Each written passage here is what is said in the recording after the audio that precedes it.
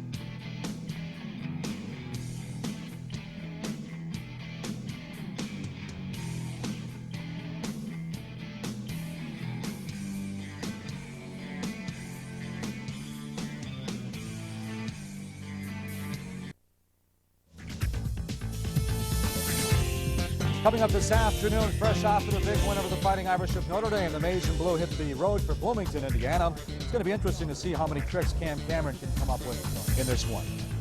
Welcome back to Studio 66. Now, the Big Ten is off to a great start this year, holding down 4 of the top 10 spots in the national rankings and showcasing a handful of the top running backs in the country. No one has exploded onto the scene with more flair than Iowa's Tavian Banks. Banks led the Hawkeyes in scoring last year, but he didn't surface on any preseason Heisman sheets. After 4 games, he leads the entire nation in rushing. And now, playing Ohio State and Michigan, the Heisman voters will be watching. It's very important. I don't believe Tavian's looking at it that way. He's a very humble young man, and he wants the team to do well. And you know, to be in the Heisman race, the team has to do well. And up in Madison, Ron Dayne continues to post the impressive numbers. 200-yard games is second nature for this guy. 7 times he's cracked the 200-yard mark, and he has some pretty impressive company. Remember back in 1995, Eddie George won the Heisman Trophy. Lorenzo White led the entire nation in rushing back in 1985. The last Big Ten player to do that was Anthony Thompson of Indiana in '89.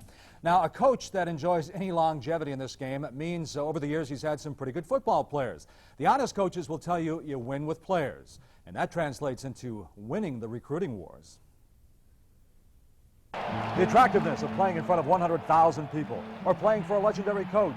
How do other schools recruit against them? Well, first of all, you didn't recruit against Bo and Woody. But I used to go over to Woody Hayes, and I'd have lunch with him at the beginning of the season at the Highlight Restaurant in Columbus. And I'd say, Woody, tell me all the guys you're going to take. Give me the names and the address of the ones that are too short, too fat, too slow. I'll take those guys. Because I don't worry about beating you, Woody. I ain't going to beat you anyhow, or Bo. But I want to beat those other 7 guys. Then I can stay around for a long time. That's why I lasted 10 years. When you dominate the conference every year, it's not tough to keep the star in-state players. Andy Katzenmoyer played high school football only 12 miles from the Ohio State campus. Charles Woodson is from Northern Ohio, but Michigan has a hold on that area of the state. Joe Paterno went into Buckeye territory to recruit Curtis Enos, but Paterno didn't need to sell his quarterback Mike McQueary on playing at Penn State. It's almost like a dream come true, being able to play in front of the hometown fans and being able to play 5 minutes away from your house. Now that we know where the so-called Big Three draw their geographic lines, let's take a look at other schools in the Big Ten.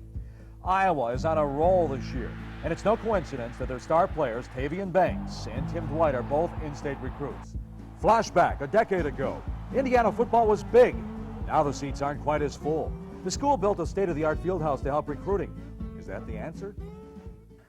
We've got to dominate the state of Indiana in recruiting, and that has never been done at Indiana. Case in point, Indiana's Golden Boy high school quarterback Jeff George choosing Illinois over staying in-state. What about Purdue? Do you think their win over Notre Dame will help recruiting next year? Success breeds success. If you can start a winning tradition at a school, players like to gravitate to the team that's winning. So the more you win, the better players come there, and then ones from out of state come also. But if you can keep the in-state players there, then you got a nucleus of a good football team.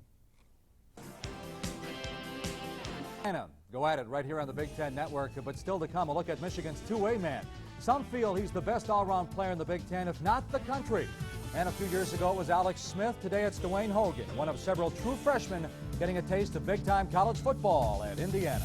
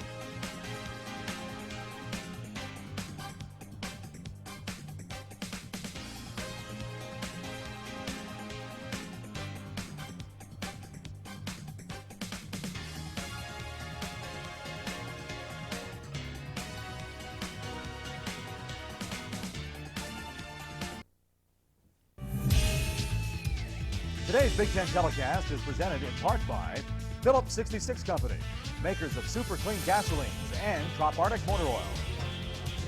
Las Vegas Convention and Visitors Authority. Visit Las Vegas. It's open 24 hours. First Plus Financial. At First Plus, we're working first for you. GTE, official telecommunications consultant to the NCAA and the Big Ten. And by Wheaties, the breakfast of champions. Coming up in a few minutes, Michigan and Indiana will kick it off from Bloomington. A year ago, the Hoosiers went into Ann Arbor, gave the Wolverines all they could handle. Well, Jim Barber is standing by right now with the head Wolverine. Jim, take it away. When Lloyd Carr and Cam Cameron were assistants at Michigan, where they were on the opposite sides of the ball, now they're on the opposite sides of the field. What do you expect from Cam today and his offense, Coach? Well, I expect a team that's going to play very hard, and because that's the way Cam coaches, and we're looking for an exciting game. The one thing you know so far is that they're going to go for it on fourth down. I think they're going to pull out all the stops, and so we'll have our hands full. Your team spent a lot of emotion against Notre Dame. Are you concerned today about that? Well, I think the key to an outstanding football team is a team that can play and perform and execute at a high level, even though they may not be emotionally as high as they are in other weeks, and that's the test that we have today. All right, thank you, Lloyd. Good luck. Thank you, Jim. Lloyd Carr, the Wolverines, coming up Michigan and Indiana. Now back to Studio 66, Mike Gleason. All right, thanks, Jim. Now, we mentioned last year Indiana went into Ann Arbor, lost the game 27-20. That afternoon, Charles Woodson scored his first collegiate touchdown. He did it from the offensive side of the ball. Ever since, it's been debated which side of the line of scrimmage is Woodson more valuable. Woodson makes plays offensively and defensively. I went to the coach, and I took that initiative to ask the coach one day at spring practice if he minded me playing on both sides of the ball. Charles indicated an interest to play Summit as a wide receiver, and so I think it's dependent upon whether the player has the desire to do so. But when he has that kind of a talent, I think I think that most people will do it. I prefer to play defense. That's a position I came in at as a freshman, and that's what I feel that my career will lead to me playing to the next level. So I don't think there's a player in this country who does more for his team than Charles Woodson. I think Charles Woodson is blessed with tremendous athletic ability. I don't think I've ever coached a guy who has any more, but I think the thing that sets him apart is his tremendous competitive spirit. I don't think everybody can do that. It takes a special player that can come off the defense, get ready, go on the offense, and still play with the precision that they need to be effective on offense if you're coming from the defensive side of the ball. So I take great pride in doing that. Last week, Woodson was on the field for more than 60% of the plays as Michigan knocked off Notre Dame 21-14. We'll head back to Bloomington to see Woodson and his Michigan teammates get ready to kick it up against the Indiana Hoosiers. It's Indiana-Michigan. That's our Big Ten game of the week, and we'll get you back out to Bloomington after this.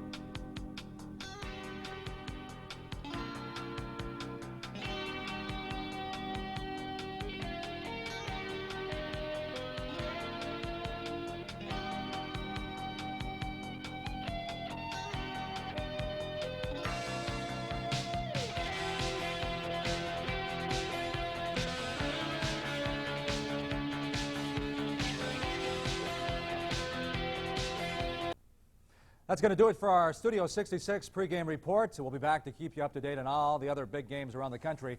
Right now, let's join Wayne Larrivee, Randy Wright, and Jim Barber in Bloomington for today's Big Ten Game of the Week. Thank you very much, Mike Gleason. It is a gorgeous picture postcard afternoon in central Indiana. This is the Big Ten homecoming for the Indiana Hoosiers as they take on the Michigan Wolverines. Leading the Wolverines, Lloyd Carr, beginning his third season as Michigan head coach. He is 20-8 overall. He served 15 years as an assistant on the Michigan staff. And in his first year, his first Indiana homecoming as head coach, Cam Cameron. He is the 24th head coach in IU football history. Michigan leads this series big. This is the 52nd meeting between the two schools. The Wolverines a 42-9 lead. They've won 22 of the last 23 contests. The lone Hoosier win of the last 23 years came here in Bloomington, 14-0 in 1987.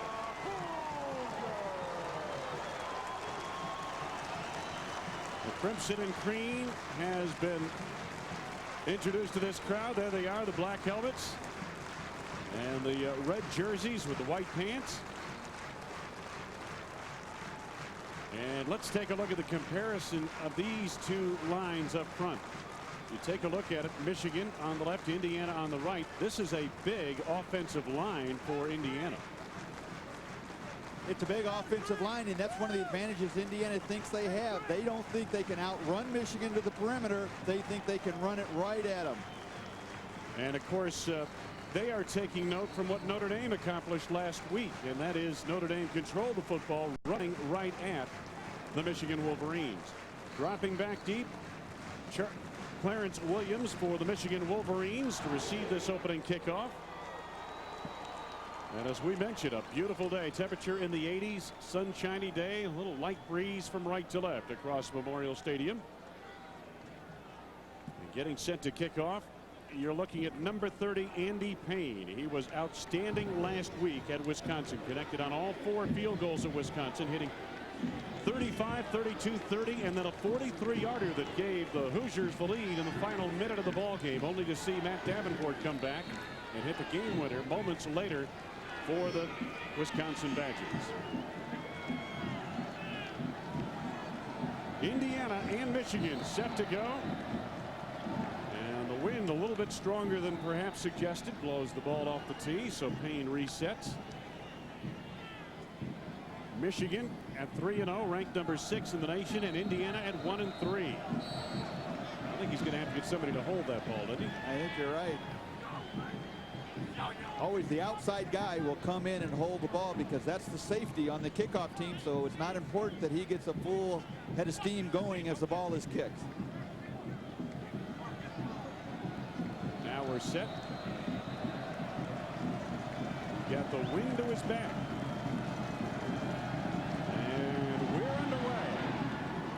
Good leverage into this kick. It is Williams a yard deep.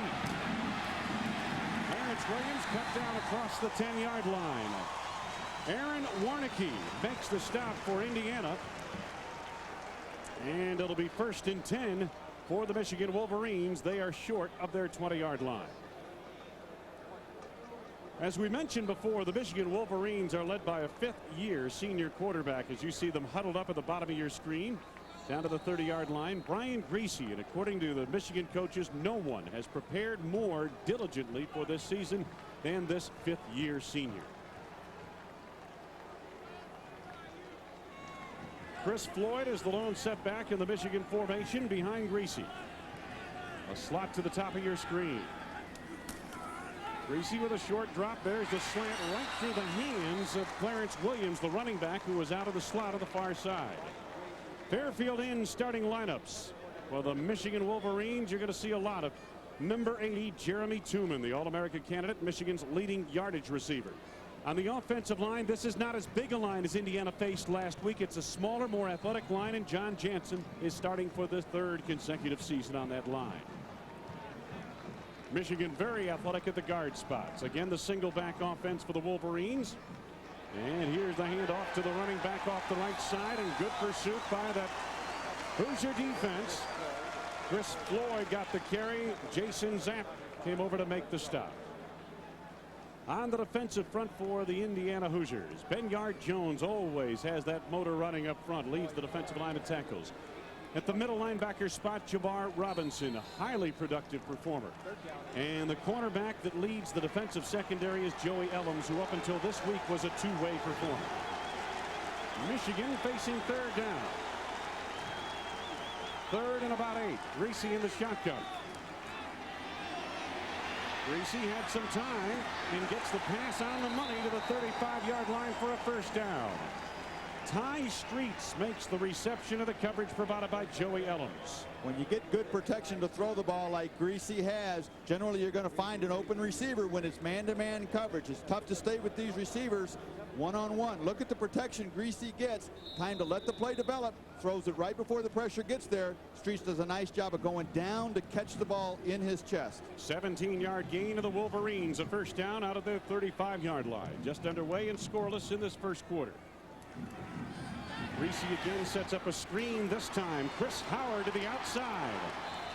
Forced out of bounds after a gain of 9 to the 44-yard line. Kywin Supernaw, perhaps the most productive defensive back Indiana has, forced him out of the near side. Nice call by Mike DeBoer, offensive coordinator. When Indiana is putting pressure on early, this is the 2nd time they blitz. Throw a little screen, slow that pass rush down. Howard does a nice job, gets a good block right there. gets out close to that first down. That play will help Michigan during this drive and down the road because it'll make Indiana a little more cautious as they come. The receiver to the top of your screen is Charles Woodson, the All-American cornerback. And Greasy looking to go for it all. To tie Streets, over the shoulder catch made out of bounds. Good coverage provided by Joe King down the sidelines. It'll be a 3rd down and 1 coming up. Not a bad call, Randy, here on this 2nd and short. It's a wonderful call, especially with the play before being a screen. This time you go back, you know you're going to have a lot of time to throw the ball, and you go for the home run. It was a pretty well-thrown ball, but yet you've got to keep the ball on the field of play. Nice job by King coming over and pushing him out of bounds and closing down that distance. 3rd and 1 for Michigan. Floyd, short of the first down. Jabbar Robinson denies Michigan a first down. Jabbar Robinson, maybe their best defensive player. He's their middle linebacker. He's one of their captains. He's 2nd on this team in tackles. Watch him step up. He reads the play, comes up untouched. And if you're not going to block Jabbar Robinson, you're not going to get a lot of yards. Take a look at his teammates setting this pace defensively now, forcing Michigan to punt. Hopefully for Indiana, their offense should get pretty decent field position. Walk-on kicker Jason Vinson with the punt. Joey Ellums back deep. Allows this one to hit on the 7-yard line. Takes a Michigan hop by staying in play, and the Wolverines down it inside the Indiana 15. Break of the action, no score in Bloomington. Oh, bathroom. Oh, bathroom, bathroom, bathroom.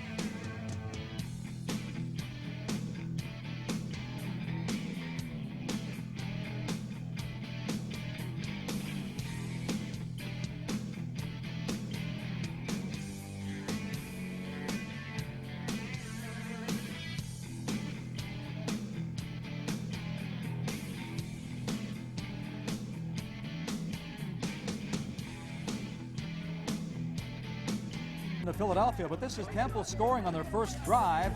Elmarkey Jackson from 3 yards out. The flag goes on the defense. Temple leads it over Pittsburgh 7-zip. Wayne? The Indiana Hoosiers have held off the Michigan Wolverines in the early going, denying Michigan a first down on a 3rd down and 1 call. And now the Indiana offense gets its first opportunity of the afternoon. And Jay Rogers, who hit 13 of 22 passes, 203 yards in Wisconsin last week, comes out to lead the attack, a sophomore from Austin, Texas. And Indiana set to go, first down. The football short of the 15-yard line near the 13. The freshman Hogan is the tailback, and they go to Dwayne Hogan, bumped into his own blocker, but able to slide past the defender, get out across the 15 for a gain of about 4 yards to the 17-yard line. Fairfield in starting lineups, and O.J. Connor, a freshman wide receiver, has become one of the favorite downfield targets of Jay Rogers. On the offensive line, the veteran leadership is provided up front by Chris Lee, a senior. This only his first start in terms of season starts. He has been starting since the opening of this campaign, but this is his first year as a starter in the Indiana offensive line. 2nd down for the Hoosiers, about 6 yards to go. That's the tight end in motion. Play action and a deep drop for Rogers. Sets up a screen pass to Chris Gall, the fullback. Gall followed his blockers judiciously and picks up a first down across the 25-yard line near the 28. Rob Arenas pursued from the defensive line, along with Eric Mays, the inside linebacker. And the defensive line for Michigan, Glenn Steele, veteran of the defensive line, just 2 seniors on that defensive front. In the linebacking core, we talked of Sam Sword, very active, All-America candidate, and Marcus Ray runs the defensive secondary for the Wolverines. Gain of 10 on that previous play by Indiana, and the Hoosiers set up with a first down. The football to the 28-yard line of Indiana. Hogan gets the toss and gets hit in the backfield. Sam Sword, who had 14 tackles, a career high in tackles last week against Notre Dame, made the stop. Let's get out to the sidelines. Jim Barber. Jim? Wayne, earlier talked about Indiana controlling the ball in this game against Michigan. They also want to control the clock. On many occasions on offense, when the game clock is running, they're going to keep the play clock running under 5 seconds before they pull off a snap. Notre Dame tried it last week, very effective in the first half, limiting Michigan to just 22 snaps in that first half, Wayne. They really did. They ran right at Michigan. And we've got an injured Wolverine down on the field. And it looks like it's Eric Mays, the senior co-captain from Kalamazoo, Michigan. He is quite a story. Came to the program as a walk-on and is some of the glue that holds this Michigan defense together. One of only 2 seniors that starts for Michigan on defense, and as you said, Wayne, a walk-on, has made his way up not only to be a starter but a captain as well. And he was a safety, wasn't finding much playing time as a safety, and went to Jim Herman, the defensive coordinator, and asked if he could play linebacker. So they moved him up to linebacker, and he's had a very good season so far. We take a look here, watching Mays flow with the play, and where the injury may come in.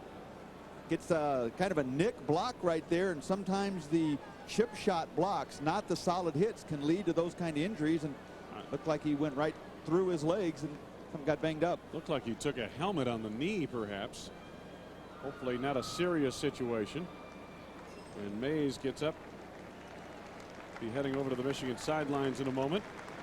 Jim Herman, in talking about Mays, it said he's the kind of guy that at the end of practice, when all the other kids want to get back to their dorm and enjoy their time, he's always out there trying to do more things and trying to get better in practice, and almost more of an inspirational leader as you see the Michigan teammates concerned with how he's going to be for the rest of this game and right now. Well, Mays was helped up, and now he's coming off pretty much under his own power. But boy, it doesn't look like he'll get back for the rest of today. Jim Herman, there he is right there, the defensive coordinator of the Michigan Wolverines. They switched some things around to their coaching staff and this season, and Herman is the defensive coordinator. Michigan's balanced attack this season has helped spearhead that 3-0 start. Take a look at this. What Michigan is looking for is balance in yardage, not necessarily in play calls. Indiana resumes offensively, 2nd and 12 off a loss of 2, and they go to Hogan deep around the edge, and Hogan is cut down. Boy, I tell you, excellent coverage provided on the flank of the defense by Andre Weathers. James Hall also in the vicinity for the Michigan defense. Rob Renas floated the football as well. Well, Jim Herman said the best thing about his defense right now is they are playing fundamentally very sound as a unit. Andre Weathers doing a nice job from his cornerback position coming up. There's not a real superstar on that defense other than Woodson. He's a guy everybody knows about. But no one is really stepping up and grabbing the attention. They're playing very well together, and that's why they're so sound. So a 3rd and 8 call now for Indiana from the Hoosier 30-yard line. Chris Gall in motion. A deep drop again.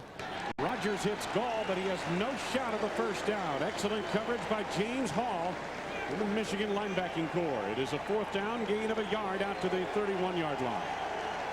Michigan's defense doing the job shutting Indiana down after that 1 first down, and even though now they have the wind at their back for this punt, always a dangerous threat with Charles Woodson back there to return this punt. Michigan looks to get pretty good field position. Charles Woodson, who broke the game open between these 2 teams last year. Setkowski's punt straight on, and Woodson at the 25, dancing by a defender at the 30.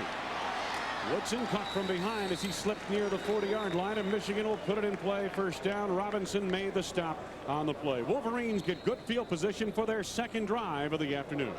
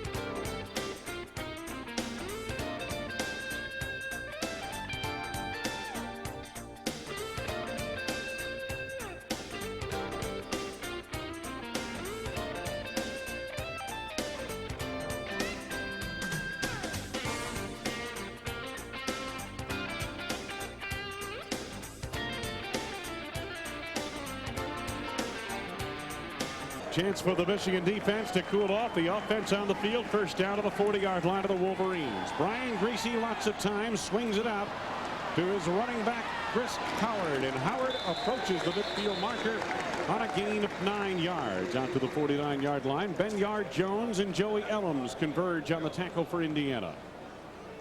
Michigan showing some respect for this Indiana run defense. They've been throwing their first couple of possessions here, even though this is just a swing pass. Griese does a nice job looking downfield, nobody there. Get the ball to Howard. Now he becomes a running back. He finds the holes, he ducks his head, delivers the blow.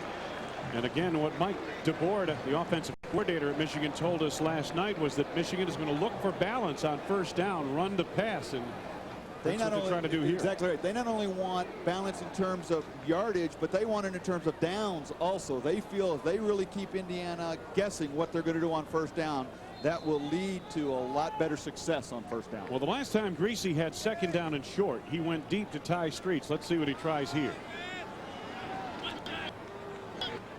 No score early going in this first quarter. That's Shaw in motion. On the ground to the freshman. Thomas comes up short of the first down. Boy, Indiana has shown great pursuit on the defensive front. Let's get down to Jim Barber on the sidelines. Jim. All right, Wayne, let's get back to the injury of Eric Mays, a right knee sprain right now. They're going to ice it down and take a look at it at halftime, perhaps do some examination at that point. The one thing we know, he's got some mobility, but he is in a lot of pain, Wayne. All right, Jim. And hopefully Eric Mays will be back in this ball game for Michigan. A loss of a yard in that play. It is third down. Almost 2 yards to go for Michigan. And again Thomas. And again he draws a crowd, but good strength on the second effort gets him the first down to Hoosier territory at the 49 of Indiana. To Mike Gleason. And Mike, what do you have on that big matchup down south, Florida State, Miami? Well, Wayne, Miami at Tallahassee. The Canes are 1-3, so Butch Davis says might as well go for it on fourth down. 4th and 3. Seminoles hold. Take over on downs. No score from Tallahassee. Wayne. Thank you, Mike Gleason. Eric Mays being carted off to the locker room for Michigan. And again, as Jim Barber reported, they'll check out that knee injury. Hopefully he'll be back in the second half. The Wolverine offense with a first down. And Griese to the air. And the pass appeared to cross up the intended receiver, Charles Woodson. Woodson looking for it on the outside shoulder, Randy. He got it on the inside shoulder. Well, one thing when you're a defensive back and you come over sporadically to play offense, maybe your routes aren't as precise as a guy that plays it full time, especially on a timing pattern like that. Wide open, Griese threw the ball on time, threw it to the inside. But as you can see, his coach is telling him, no, don't turn that way. You turn the other way. That's where the ball is going to be. 2nd and 10 now. You know, you'll excuse Charles on that one. I think they'll give him another chance. I think they'll go to him again. Yes, indeed. Motion out of the backfield by Williams, and did Griese take too much time to get this play called? Penalty flags are down early. Michigan plagued by penalties earlier this season. Prior to the snap, false start on the offense. John Perry calls a false start, not a delay of game. Michigan had 21 penalties in the first 2 games of this season, and Randy, most of them were on offense, and that was particularly frustrating to the Michigan coaching staff. And where it really hurts is Michigan has not made a lot of big plays. Their longest run is 27 yards, only 1 run over 16. So when you get a second or third and long, it's harder to get that first down without that ability to get that big play. 2nd and 15. Williams again in motion. Griese rushed right away, sets up a screen pass nicely to Chris Floyd. Floyd into the open field. Chris Floyd still on his feet. Out of bounds near the 10-yard line of Indiana, the biggest play of the game to date. Zapp forced him out in pursuit. Jason Zapp, but the Michigan Wolverines break up big one, 38 yards. Another screen to try and offset this rush coming by Indiana. You see the lineman come through almost untouched. Griese does a nice job of holding it under pressure till Floyd turns and is ready to catch the ball. And now he just becomes a running back. He's got linemen in front of him, breaks that tackle, and a rare big play again for Michigan through the air. So Michigan to the line of scrimmage now with a first down just outside the 10-yard line of Indiana. Anthony Thomas met in the hole by James Lamar with help from Curtis Randall and Jabbar Robinson. Very little, if any, gain whatsoever. That was a 43-yard pass play a few moments ago, not a 38-yarder. 43-yard pass play to give Michigan this possession deep inside Indiana territory. Well, as you get into the red zone down here, you see Michigan's been down there 13 times and have had success on 12 of them, with 10 of them coming to touchdowns. But most of the success today has been through the air. Closer you get to the goal line, harder it is to throw, the more you have to run. Slide at the top of your screen, offset eye in the backfield. Reese to the air, to the end zone, had Shaw wide open and overshot him. Had to be some busted coverage back there, Randy. Shaw popped that wide open. But Brian got a little bit too much air into that one, and it floats out of bounds, incomplete. Michigan had two receivers over to the left side there, and they ran what looked like may have been a little pick play. See, pretty good protection.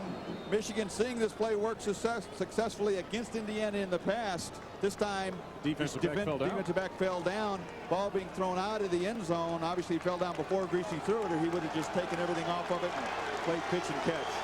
Third down for Michigan. They can get a first down inside the 1. And they vacate the backfield. Everybody out for a pass. Blitz is on. Quick throw. Clarence Williams. And Williams met at the 9-yard line. Curtis Randall L. came quickly on the blitz. But really, when you take a look at it, they picked it up very well in the interior of the defense. A gain of maybe a yard or two, and that was it. And Wayne, it's hard to run a screen very quickly. You have to let the defense come through. Here, this screen is set up so quickly, you don't let the defense react back into the backfield, and Williams has nowhere to go after he catches the ball. Adewale Ogunleye, the principal defender on the play. And now the field goal unit is on. Craig Baker for a short field goal, and he gets it through the uprights. Baker on a 27-yard field goal, and the Michigan Wolverines take the early lead on homecoming in Bloomington.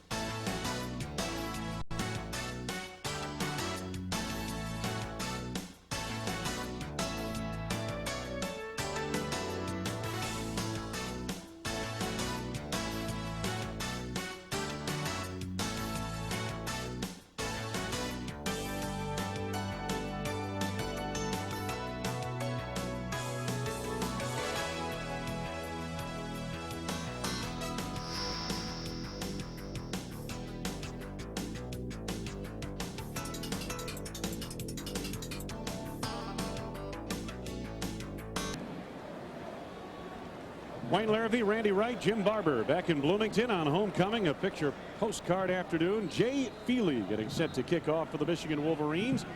Wolverines have just taken a 3-0 lead. A little over 7 minutes to go in the first quarter. Feely's kick squibs. Taken by one of the upbacks across the 25. And pretty good running production. Out across the 25-yard line by Kevin Glazer. Fullback. Let's go back to Studio 66 for another update on Florida State, Miami of Florida. Mike Gleason, what do you have for us?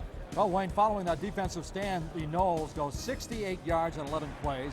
Feaster searches for the corner. He finds it right there on 3rd and goal. Fourth rank, Florida State 7-zip over Miami. Wayne? Thank you very much, Mike Gleason. 9-play scoring drive for the Michigan Wolverines, resulting in the 27-yard field goal by Baker. Covered 51 yards. Of those 51 yards, 43 of them came on that one screen pass to Floyd. So other than that, Indiana did a nice job of tightening up. Jay Rogers off play action, hit from behind, able to scamper away. Looking to make a play, and does. Hogan stiff-arming his way downfield into Michigan territory to the Wolverine 42-yard line. Tommy Hendricks finally forced him out. Nice job by two young players. Rogers, the quarterback, and Hogan, the tailback. Rogers fighting off the blitz, standing in the pocket, is strong enough in order to fend this off. Looking downfield, has good protection to begin with. Blind side, doesn't ramp him up, he gets away. Now Hogan, seeing that, doesn't give up on the play. He sees the quarterback roll. That's what you teach your kids from day one of football. When the quarterback rolls, roll with him. Nice job by Hogan. 24-yard pass play to the Michigan 42. Indiana on the drive, and again Rogers off some play action. This time screens it out to Chris Gall. Got a good block from Lee, the center. Gall down the sideline to the Michigan 20-yard line. Hendricks and Ray on the stop. Another first down, Indiana, on a well-executed screen. Chris Gall, Cam Cameron calls the best all-around player on his team right now. Nice job, little misdirection. You bring Gall underneath the defense. You get lost sometimes when you do that, and then he just picks up excellent blocks. Look at the blocks by these linemen downfield. That's where, as a running back, you're used to following those linemen blocking. Wide receiver doesn't quite do it as well. Nice job by Gall. Chris Gall, who came into this game with 22 receptions to lead Indiana. Hadn't caught a pass before this season either. 23-yard pass play there. That's Gall in motion across the Indiana offense, and a fumble, and Michigan's got it. Rogers slipped and fell as he tried to make the handoff, and Michigan recovers. This is an unforced error Indiana simply can't have. Once you lose your balance as a quarterback, pull the ball back into your stomach. It's a dead play. It's a busted play. Go back on second down. Don't try and force something to happen. And the scramble. Michigan being very quick to pounce on that. Glenn Steele with the recovery, and the Wolverines turn away the Hoosiers. Take a look at what Michigan has done. They've scored 21 points off opponents' turnovers. They start this drive at the 23 of Michigan. And Chris Howard not going very far at all. Tywin Supernaw, who plays very close to the line at strong safety, Randy Wright, made the stop, no gain. He's been the player that really carries this defense. A free safety has a lot of tackles for a free safety. See him come up here, makes the tackle coming from the outside, does a nice job of reacting, getting in there, wrap those backs up around the legs. They'll break a lot of tackles when you hit them high. Hit them low like that, they don't break that many tackles. He leads the Hoosiers there with 35 tackles. For a free safety, that's a lot. Michigan on a second down. Greasy trying the slant. And it's incomplete. Ty Streets, the intended receiver. To Studio 66, Mike Gleason. Well, Wayne, Rutgers and West Virginia Mountaineer fans say don't leave Amos Zaraway off of the Heisman ballot. This one goes for 40 yards. He has 55 yards on 6 rushes. They score on the very next play, and right now West Virginia leads Rutgers 14-0. Let's go back to Wayne and Randy. Thank you, Mike. Well, Michigan facing a third down call here. Third and a little bit more than 10 yards to go. And the Indiana crowd getting behind this Hoosier defense. Greasy. Clarence Williams wrapped up by Jabbar Robinson, far short of a first down. You see the fans appreciate the effort by the defense, and look at the players show that excitement. You think they're not ready to play this game. It starts with pressure. Greasy doesn't get time to look downfield. He has to come off here and throw the ball short. Then he takes the hit right afterwards. So you had good pressure, yet you still had good coverage man-to-man downfield. Ellums back deep to receive this punt.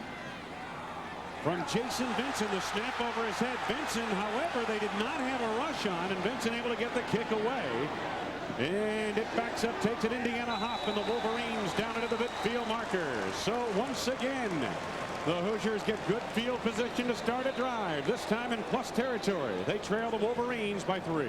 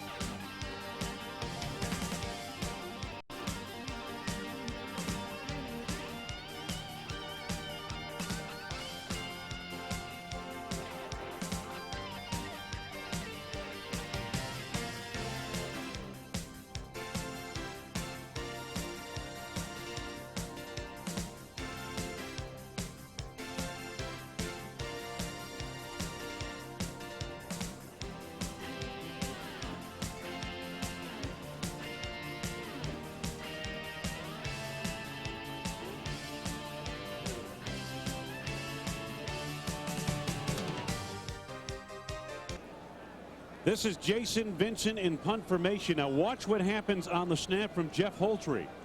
Up over his head. He's able to field it, but Indiana does not have a rush on, and he's able to get the punt away. Watch Vincent. He does a nice job. He's got great hands to go up, but watch his head. Right away he looks. There's nobody there. It's okay to go ahead and punt. Good presence of mind. Back live, Dwayne Hogan on a quick call. Gets very little, if anything. May have lost a half yard to the 50-yard line as the Michigan defense begins to stiffen. Remember last week against Notre Dame, Michigan's defense was put in precarious position after precarious position in the fourth quarter. 3 Michigan fumbles resulted in the defense having to turn away Notre Dame from deep in Michigan territory. This time, Indiana's defense able to stiffen off a turnover by the Hoosier offense. Second down and 10. Hogan around the end, and he gets a couple of yards. To Studio 66, Mike Gleason back to Florida State. What do you got? Well, when the Seminoles strike again, the Seminole rushing attack non-existent, so Busby rolls out, hits E.G. Green for the touchdown. Miami gets a hand on the extra point, but Florida State moves up 13-zip. Let's go back to Bloomington. Well, I'll tell you, Mike, since Miami won its opener, it's been a tough sled down there for the Hurricanes. And Florida State is not a team you get healthy on very quickly. Third down and about 8 yards to go now for Indiana. Out of the shotgun, Rogers. Quick throw to the flank. And Marcus Floyd fumbled the football. I believe Indiana got it back. It looked like Chris Lee got it back, unless they ruled that he was down by contact before the fumble.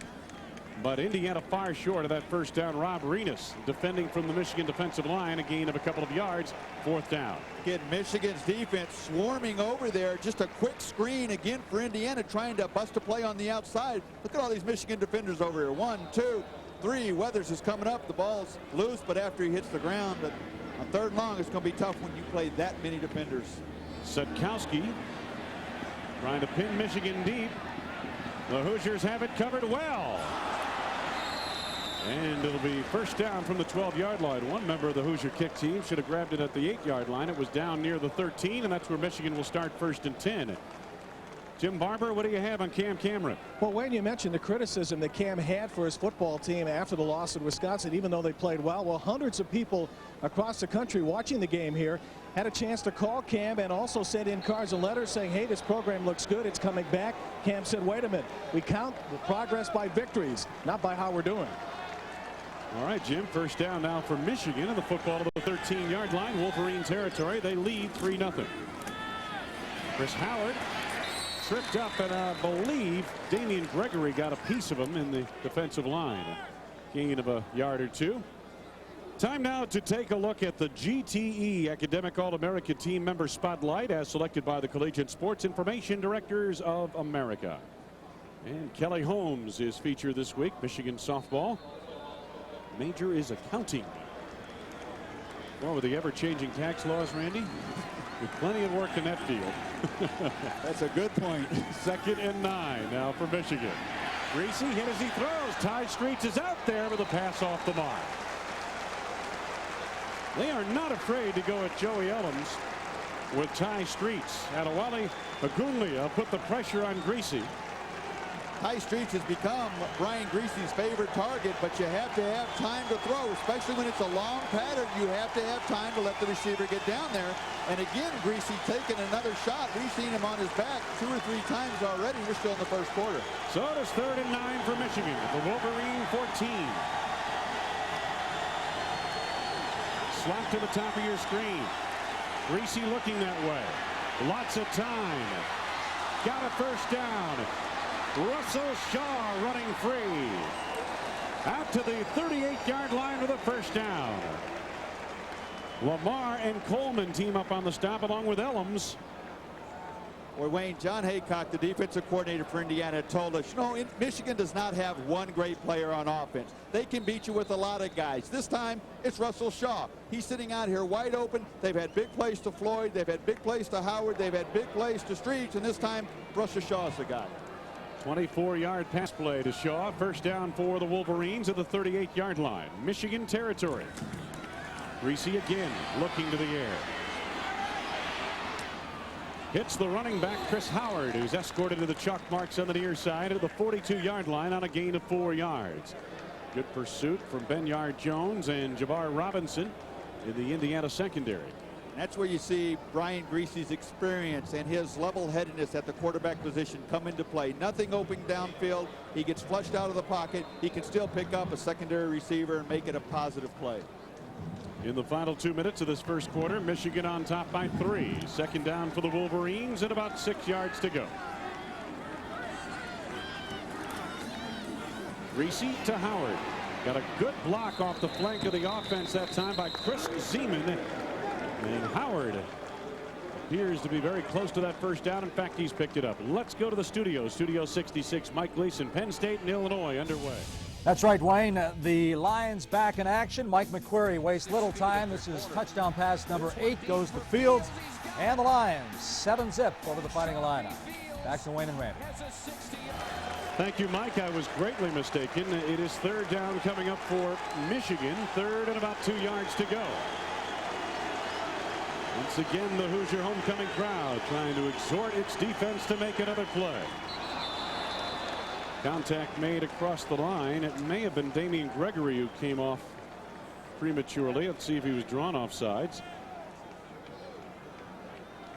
It looks like it's going to be first down for Michigan. John Perry is the referee. Prior to the snap, offside, on the defense, 5-yard penalty, first down. Wayne, that's the easiest weapon a quarterback has, to be able to use his voice to pull the defense off sides. That time got him a first down. And the football just inside Hoosier territory. Griese out of Miami, Florida, Columbus High School. Chris Floyd following his blocking. And once again, Jabbar Robinson breaking through to make the hit on the play. Ogunleye and Lamar assist as well, but it's a gain of almost 5 yards. Robinson having a big day so far for Indiana's defense. What they want to do is force those Michigan running backs to run inside. They feel they don't have the speed to keep with those guys on the outside. If your linebackers and your defensive end push them back to the middle, that's where your middle linebacker can make the hit. So far, it's not been too bad. On the other side of the ball, Indiana feels that it has to run right at Michigan because the Hoosiers don't have the speed to get around the end.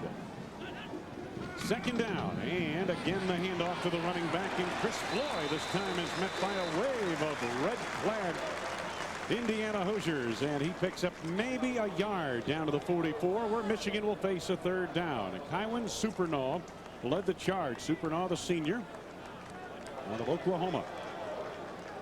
This guy's a free safety. He's really built more like a strong safety. 6'1", 210 pounds. He's got the attitude of a strong safety because he's not afraid to stick his head in there. Michigan 50% on third down calls. 3 of 6. Third and about 5. Griese a shorter drop. Got Howard out on the flat. First down and more inside the 35-yard line. James Lamar made the tackle, and it's a first down for the Michigan Wolverines at the 32-yard line of Indiana. 14-yard gain. When you're having trouble running to the outside, throw it to your backs in the flat. That's just another way to get it out there. Now it's so hard to tackle a back one-on-one in the open field. Howard makes his man miss, turns it into a nice gain on really what was just a simple little pass play. Howard 215. The other back they've been handing it to, Randy, is 6'1" and 231, Chris Floyd. So these are a couple of bangers out there. They're seniors. They've been here before. First period winds to a close. Brian Griese and the Michigan Wolverines lead after the opening stanza 3-0.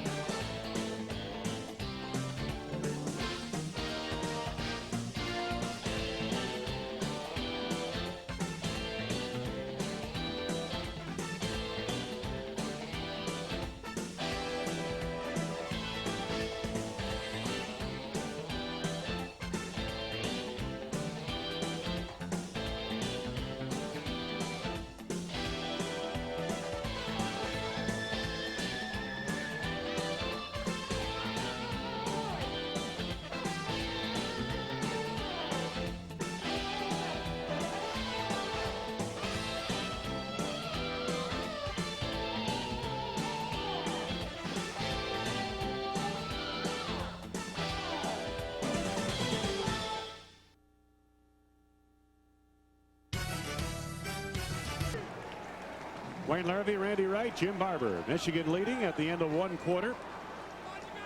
And the Wolverines are on the drive. They've got a 1st and 10 from the 32-yard line of the Indiana Hoosiers. A warm, sunny afternoon here in central Indiana. Homecoming for the Hoosiers and the Wolverines. Now the Hoosiers in a blitz. Clarence Williams finds a big hole. Kaiwan Supernome makes the tackle across the 20, but it's a gain of 12 yards to the 19 of Indiana. When you've been running or trying to run to the outside and you catch a team in a blitz, you can sometimes spring a guy right to the middle. Take a look at the block on the right, little trap play, huge hole opening up, and then you see a lineman blocking downfield. John Jansen throws a nice block downfield. That opens it up for Thomas. This is a big defensive stand now for Indiana, trailing 3-0 here early in the second quarter. Michigan threatening, and on the right side it's Chris Floyd again running through arm tackles down near the 6-yard line. First down on a gain of 13 yards. Well, whether you call Howard or Williams or Thomas or Floyd, you could just go down the list. They have so many weapons that can beat you. Take a look at this hole. You run inside, now you get Indiana thinking inside. You run outside, nice cut by Floyd, and a missed tackle by Joe King. You can't afford to miss tackles in the secondary. You may be the last guy between the ball carrier and the goal line. Zeman and Jansen on the right side of the Michigan offensive line have been opening the holes now on this drive as Michigan faces a 1st and goal at the 6-yard line of Indiana. And Greasy, a quick handoff this time to Howard. Try to slip him up the middle, and he gets about 3 yards on the play. Down to the 3-yard line. Lamar, the linebacker, made the stop. We're in Bloomington, Indiana. Memorial Stadium. Michigan leading 3-0 early going second quarter. Wayne Larrivee, Randy Wright, Jim Barber. Good to have you with us on this sun-splashed afternoon. Second down and goal to go for the Michigan Wolverines. That is not the biggest offensive line you'll see, but it's one of the most athletic in the country. Howard trying to get around the end. Howard skips over the pylon for the touchdown. Chris Howard, the senior out of River Ridge, Louisiana, puts the first touchdown on the board today. And the Michigan Wolverines lead 9-0. We talked about Michigan's speed from the backfield around the corner, and this time you're not going to bring him down with an arm tackle, and Howard's got enough speed to get around that corner and into the end zone before he runs out of field, and that's just good, solid speed by a good back. Baker for the point after. Greasy got the hold down, and the kick is good. Michigan extends its advantage on this run by Chris Howard to 10-0 over Indiana.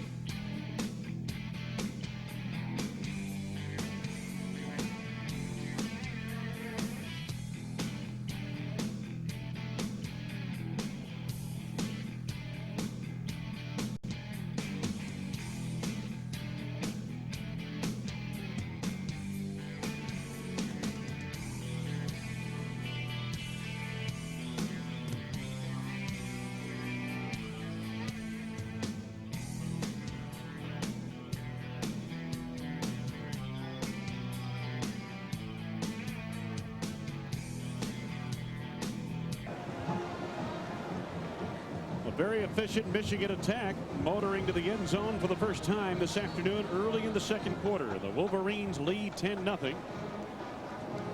Jay Feely getting set to kick it away. It's Joey Ellums right there in your screen. One of The deep backs for the Hoosiers. Take a look at the time of possession, heavily in favor of Michigan. This is something that Indiana could ill afford to have happen. This kick booms deep into the end zone. Ellams will stay there with it. Indiana will take over at its 20-yard line.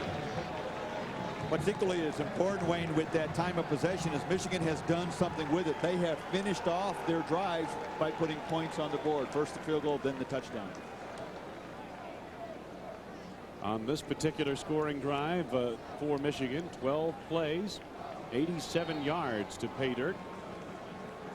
4 minutes 31 seconds time of possession. And again, what we have seen for Indiana is they have not been able to get their ground attack on track so far today, Randy. No, they need to be able to run the ball in order to stay in this game, control the clock a little bit, and give their defense a rest. If they don't do that, their defense is going to be out there all day.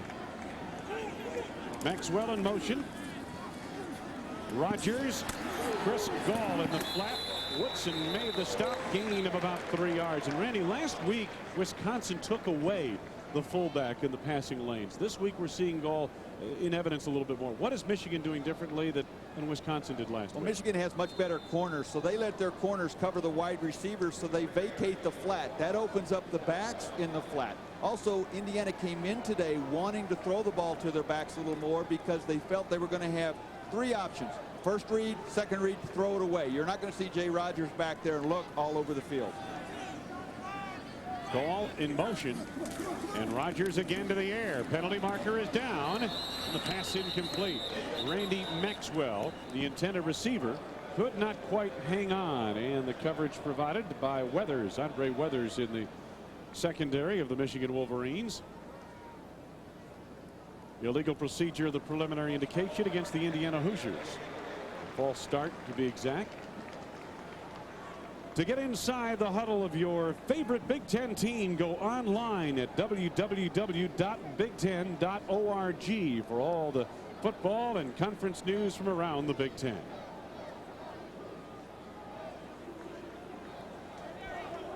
Illegal formation on the offense. Penalty is refused. Third down. So third down for Indiana. Third and about 8.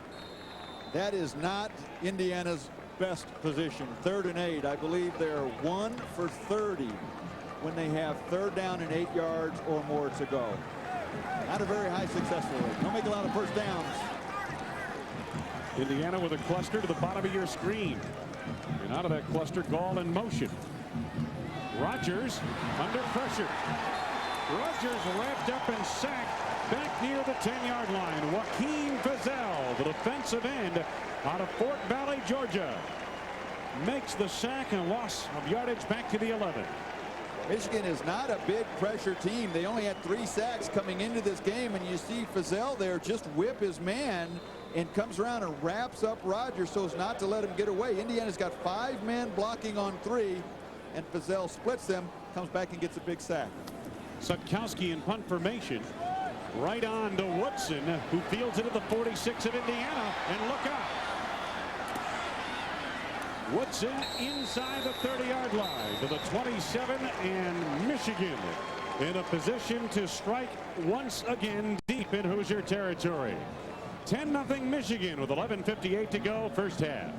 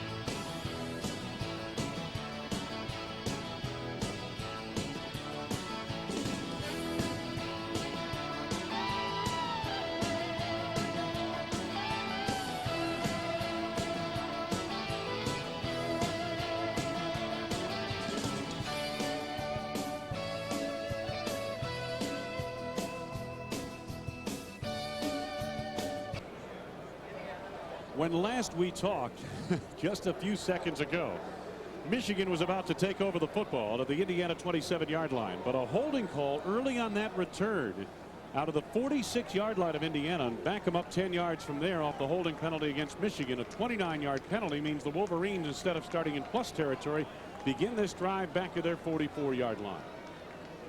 Still not what you would call bad field position, but you know, when you consider what it could have been. Could have been better, but this isn't bad, as you said. First down to the 44. Clarence Williams, the long setback, and he gets the call to the flank. There's that Michigan speed we talked about, a gain of about 10 yards into Hoosier territory to the 46-yard line. Robinson, King, and Supernaw, trio, collaborate on the tackle. What this speed does also, Wayne, is when you get to the corner so quickly, you go one-on-one with the defensive backs. You don't even give the linebackers a chance to slow you down. And when you let a back get his momentum going for that long a period of time, it's just so hard to bring him down one-on-one. Clarence Williams, who was the starter, a junior out of Detroit, Michigan. Last year he was a starter. Gained over 800 yards rushing. He's sharing time now with Chris Howard and Anthony Thomas, a true freshman running back who's seen some action here today. Greasy calls for a timeout here. Apparently, by the time Michigan got the play in, Brian didn't have enough time to call it at the line. So rather than take the penalty, he takes the timeout. 11:29 to go first half. Michigan by 10.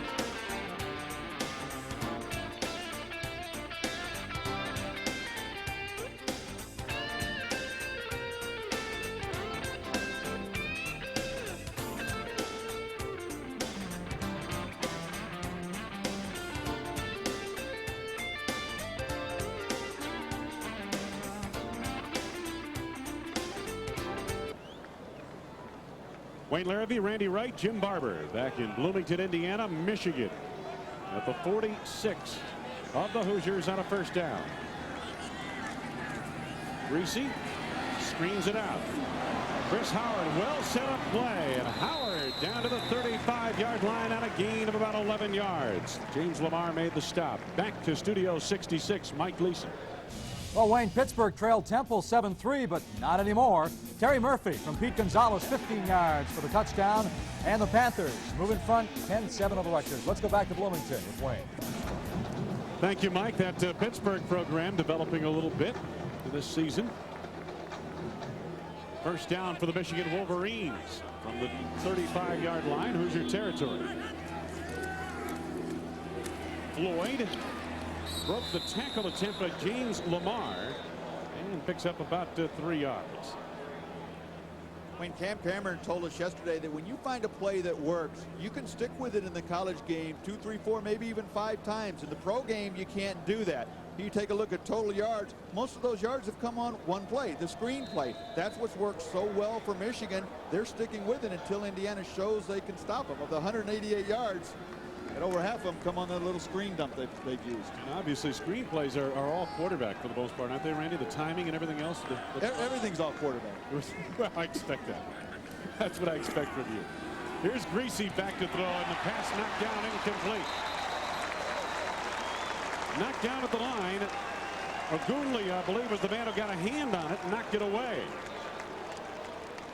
Third down coming up now for Michigan. Let's see if we can pick it up again, Randy, at the line. Take a look at the right side of your screen. Ogunlia coming through, gets good penetration. Then, as every lineman is taught, get your hands up. If you can't get to the quarterback, pushes the back, Floyd away from him, number 7. If you can't get to the quarterback, get your arms up. Try and, if you don't knock the ball down, at least get in the vision of where the quarterback's looking. Michigan's leading 10-0. 10:20 to go, first half. Third down for the Wolverines. Third and about 6, and Greasy another screen pass to Howard. Howard able to beat McGrath around the corner for a first down to the 23-yard line of Indiana. Good job of recognition by Howard and Greasy. Indiana, watch the right side. They're bringing more men than Indiana can block. The quarterback sees that. The Michigan can block. The quarterback sees that. The running back sees that. The running back goes hot. He knows he's getting the ball right away. Greasy got it out to him. Then there's plenty of room to pick up the first down. Randy, that's some pretty good speed that got Howard around that end, wasn't it? That's a surprise. Michigan's back has some good speed. Little counter play. And Clarence Williams gets the call for some tough yards down to the 20-yard line, gain of about 3. And the mid portion of that Indiana defense was there to stop him. Benyard Jones, we talked to him earlier today. James Lamar has been active as well, number 18 in that Hoosier defense. Well, what you see with Michigan also, Wayne, is you've called Williams and Thomas and Howard. They're mixing in their back, so they're staying fresh. It's the same Indiana defense. Like you said, Robinson, Lamar, Supernall, those are the same guys. You question how long they're going to be able to chase before they get tired. Streets and Marcus Knight to the top of your screen, but they're keeping it on the ground, and why not? Jabbar Robinson makes the stop, and the running back, the freshman, Anthony Thomas, 6'2" and 229, the biggest of the tailbacks from Michigan, and they are very high on this true freshman from Winfield, Louisiana. Boy, he's got fullback size and tailback speed, and they think he's got pretty good hands, so he's going to be involved in the passing game. They're going to work him in slowly. When you've got experienced players ahead of him, no need to force him in there, but he could be a good one. Well, another third down for Michigan, third and about 5, and the Wolverines are 5 of 8 on third down conversions. Greasy may have drawn Indiana offsides, and the pass is complete. Streets for the touchdown. Penalty marker down on the far side, but I believe this is going to hold up. It looked like offside on the defense. Refused. Touchdown. That was the case. This shows you the experience of this Michigan team. When you get a free play, the other team's offsides, you see they jump with Greasy's cadence. Go ahead and play. You've got a free play. Go for it. Don't give up. Here they throw the pass, and Streets makes a nice move there to get into the end zone. He had to thread the needle on that throw. Joey Ellums was right there. And the extra point is good by Craig Baker. So Michigan extends its advantage to 17-0. And let's head back to Studio 66 and Mike Gleason. Mike? Well, Wayne, Florida State starting to pull away right now. Thad Busby goes to the air again, buys some time, finds his favorite receiver, Peter Warwick, smells the end zone. This one goes 37 yards for the touchdown right there. 8 plays, 75 yards. Florida State up 20-zip over Miami. Thank you, Mike. We'll take another look at the touchdown pass thrown by Brian Greasy to Ty Streets. But he gets good protection to throw, and as you said, he just threads the needle, and Streets does a nice job. As soon as he catches that ball, turn and go north and south. Well, let me ask you, if he knows he's got offsides, he knows he's got a free play, does he throw that pass if he doesn't have Indiana offsides? Well, I think you still go ahead and throw it because I think he felt confident enough to get it in there. But that's the play that's called. The other thing as a quarterback is you don't always know if one of your backs moved and the penalty is going to be against you because you can't see behind you. Today's Big Ten game brought to you by GTE, official telecommunications consultant of the NCAA and the Big Ten corporate partner. And another deep kickoff by Jay Feely through the end zone. So the Hoosiers will take over at their 20-yard line. Jim Barber's got a special guest with him. Jim? Okay, thank you very much, Wayne. The legendary rocker joining us on the sidelines and a good friend of Cam Cameron. Where does the friendship begin? Well, I remember when he played sports here at IU, and when he came to work here, because of always come to these games, you know, I met him, and we started playing football together on the beach in Hilton Head, South Carolina. and he was always on the opposing team. People know that you attend a lot of basketball games, also a lot of football. Of course, you have the Mellencamp Pavilion here, so you put your money behind your faith here with the Indiana football program.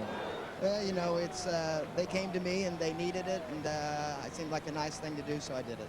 All right, John, anything you'd like to shamelessly plug at this point in terms of your music?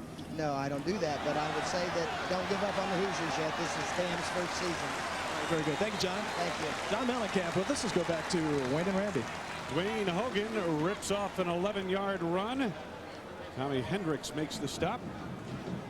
Nice cutback by Hogan that time, designed to go to the right. Does a nice cutback and then a nice move. Finally, some positive yardage for Indiana on the ground. They've been very poor running the ball. They need to get that going, not only to move the ball offensively, but also to keep their defense off the field. Mellencamp Pavilion, and just as John Mellencamp said, keep the faith. The freshman Hogan rips off 11 yards to a first down, and he gets the call again, and this time runs into stiff resistance in that Michigan defense. Sam Sword, among others, in on that stop for the Wolverines, gain of barely a yard. Dhani Jones was also there for Michigan. Wayne, I got to tell you, I have a hard time envisioning John Mellencamp playing football on the beach. Just strike me as the football type. I was marveling over the venue, Hilton Head, South Carolina, playing a little pickup football game. That's where that friendship was born. All right. Second down. They're going to mark it as very little or no gain on that play. From the 32. And Rogers sets up the screen, and the freshman dropped it. Hogan could not hang on. So Indiana facing a third down and 10. As well as Hogan runs the ball, he doesn't have quite the impact in the passing game. Indiana likes to throw the ball to their backs. Chris Gall's their leading receiver, and Jason Spears their second leading receiver. But since Hogan's been playing, they really haven't had as many opportunities to throw the ball there. Doesn't quite have as good a hands. Indiana third down, 10 yards to go. O.J. Connors at the top of your screen. Rogers over the middle, got the tight end Randy Maxwell, and Maxwell cut down just short of the first down. Textbook tackle made by Dhani Jones, gain of 9, and from the 41, Indiana facing a 4th and short. Well, as you said, just a textbook tackle. This play looked like it was going to go for the first down. Maxwell catches it. This is going to set up a 4th down here, and Indiana going to go for it on 4th and short. Indiana 4th downs, well, 4 of 12. Here's the handoff to the running back and getting the call off the left side. I believe that was Jason Spear, and he is very close to the first down. Or make that Hogan on the carry, not Spear, but Hogan. And Michigan says they stopped him. James Hall got there quickly for the Wolverines. Did he get there quick enough? Apparently he did. No gain, and at the 41-yard line of Indiana, Michigan will take over. Take a look at this replay again. The offensive line has just got to come off the ball, and Michigan does a nice job of stuffing it. And that ball looked like it was fumbled because Hogan reaches back for it, and where the spot is at the 41-yard line, I believe Hogan fumbled that ball, and that's why they didn't make the first down. So Michigan takes over, leading 17-0. Chris Floyd in that offensive backfield with Clarence Williams, and Brian Griese at the controls. Griese looking downfield and over the middle, and he's got Jeremy Tooman for a gain of about 8 yards. Chris over to make the stop on that play is Robinson. You just have to like Brian Griese as a quarterback. He's just like a doctor that can dissect you apart. He just throws it very accurately. Perfect spot for Tooman to get the ball. Pretty good coverage that time. Griese just puts the ball right where it needs to go. Little linebacker had the coverage on that play. Second down, and it's about 2 yards to go. Tripped up in the backfield was Chris Floyd. He got back to the line of scrimmage and no farther, so third down coming up for Michigan. Key third down, only it's 3rd and 3. Nice position to be in from an offensive point of view where you can run, you can throw the short pass. But Indiana's defense now needs to come with some pressure. They need to get a positive play, force a turnover, or at least force Michigan to punt.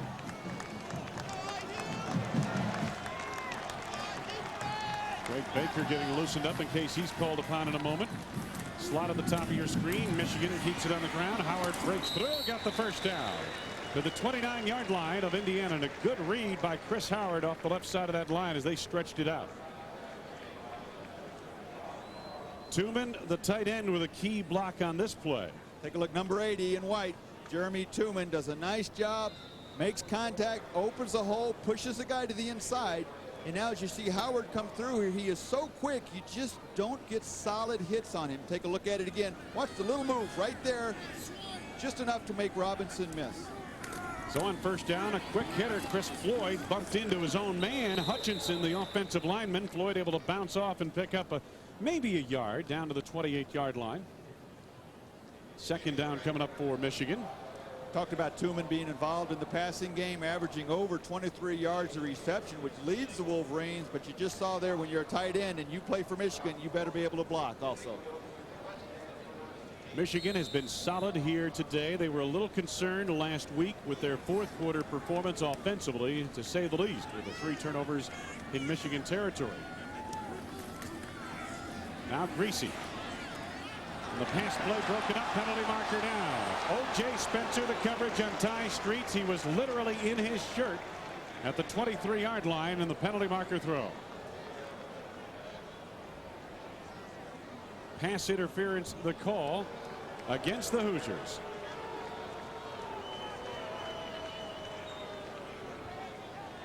Pretty good coverage to begin with that time. John Perry will explain the call. Pass interference on the defense. Place the ball at the spot of the foul. First down. Looked like pretty good coverage, and see if this ball's thrown a little bit behind Streets, and as he turns back to stop for it is where O.J. Spencer runs into him and brings the interference call. Another look at it. And you're right, that pass just a little bit thrown to the back hip, and that precipitated the collision from the defender and the penalty flag. First down now for Michigan at the 22-yard line, just inside the 22. Greasy trying a little crossover screen on the far side, Randy. That's a tough throw and a precision throw in heavy traffic. Ty Streets, the intended receiver. Coming up on the National Car Rental Halftime Report, brought to you by National Car Rental. So what are you waiting for? Well, let's go. Big Ten highlights, Penn State at Illinois, Iowa at Ohio State. Preview on ABC coming up later today. National Notebook on today's big matchups around the nation, all just ahead of the National Car Rental Halftime Report with Mike Gleason. 2nd and 10 for Michigan. And Greasy.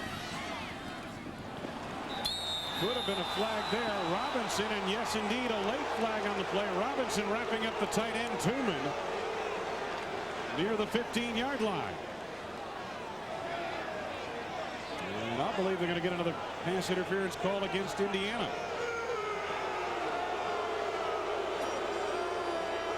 Take a look at this again. It's coming right at you here. Just the same quick little out route thrown to Greasy's left. Robinson looked like he had that right arm grabbed around Tooman, spun him around so that he couldn't release and go after the ball. Pretty good coverage there, though, for the most part, other than that. Cam Cameron's defense getting worn down here in this first half by a very efficient Michigan offense. First down for the Wolverines of the 15 of Indiana. Thomas. Touchdown. Second touchdown for the true freshman out of Winfield, Louisiana. His second touchdown of the season. 14-yard touchdown run, and Michigan extends its advantage to 23-0. Take a look at the block on the outside. You can't have a successful running game to the outside without good blocking. Take a look at 35 Jackson, who just gets in front of King, shields him off, and then blocks him all the way back into the end zone. That's what allows Thomas to go in untouched. Hutchinson on the flank made the first block at the line of scrimmage. Hutchinson, the guard. Greg Baker's extra point is good. Michigan leading 24-0. Here's the blocking at the line of scrimmage. That opens the hole, and then you see the downfield block right there by Jackson, just doing a nice job on defensive back. So Michigan opens up the advantage to 24 points here this first half. Don't forget, coming up next Saturday, the Big Ten will be running wild Illinois star running back Robert Holcomb and the Fighting Illini of Illinois travel to Wisconsin, where Ron Dayne has been running over everyone in his tracks on way to a possible Heisman Trophy.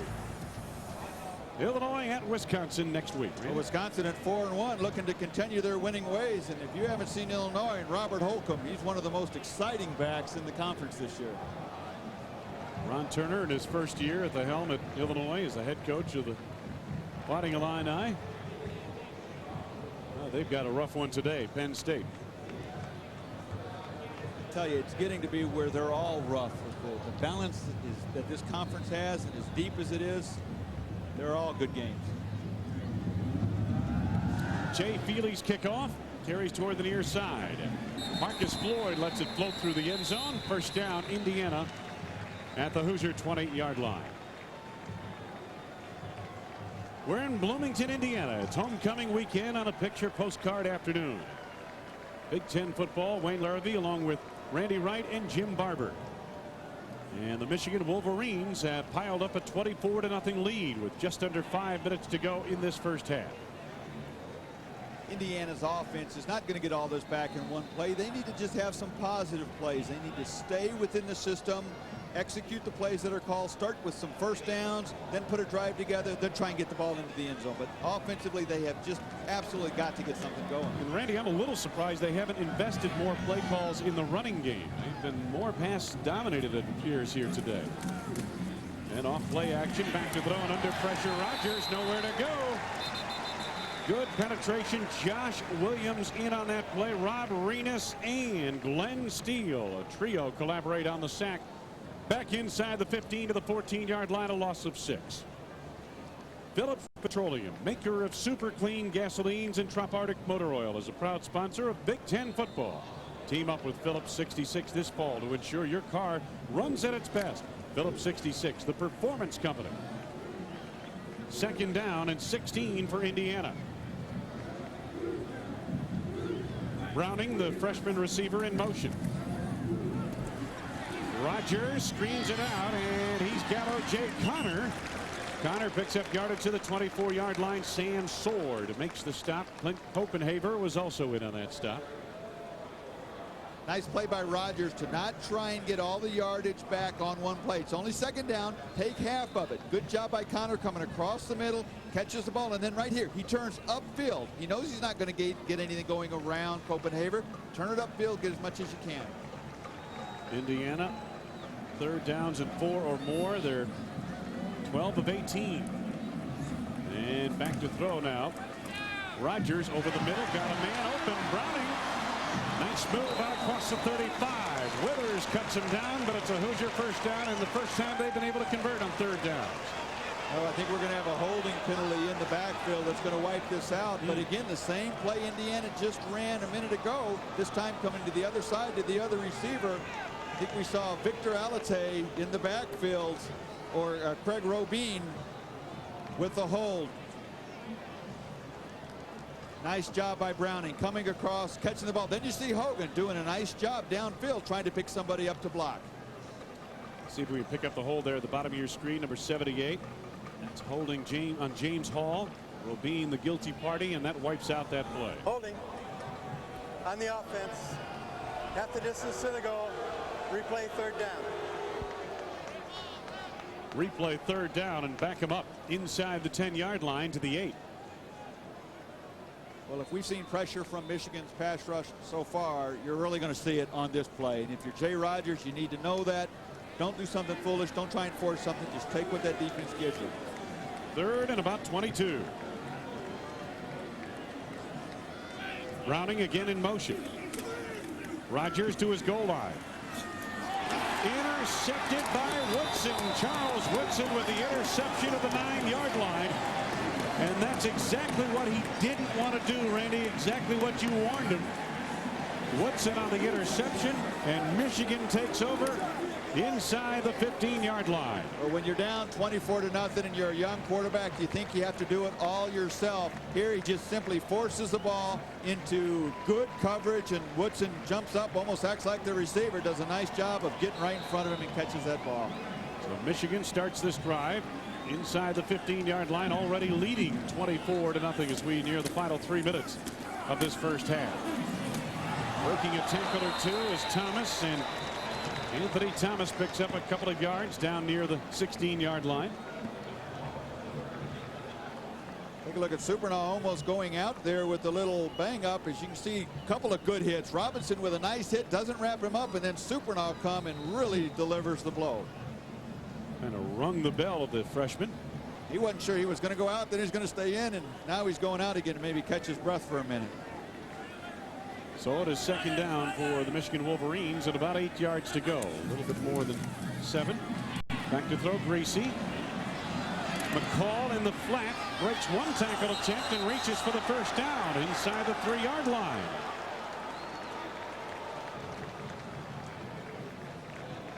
Patrick McCall getting the swing pass. Listen to this on the previous play. You heard a couple of cracks there, didn't you? One when Robinson delivered and the other one from Supernaw.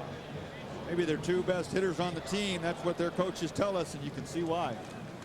Now Michigan inside the 3-yard line on 1st and goal, and McCall again, big hole to the end zone for the touchdown. Patrick McCall puts Michigan on top 30-0 in this first half.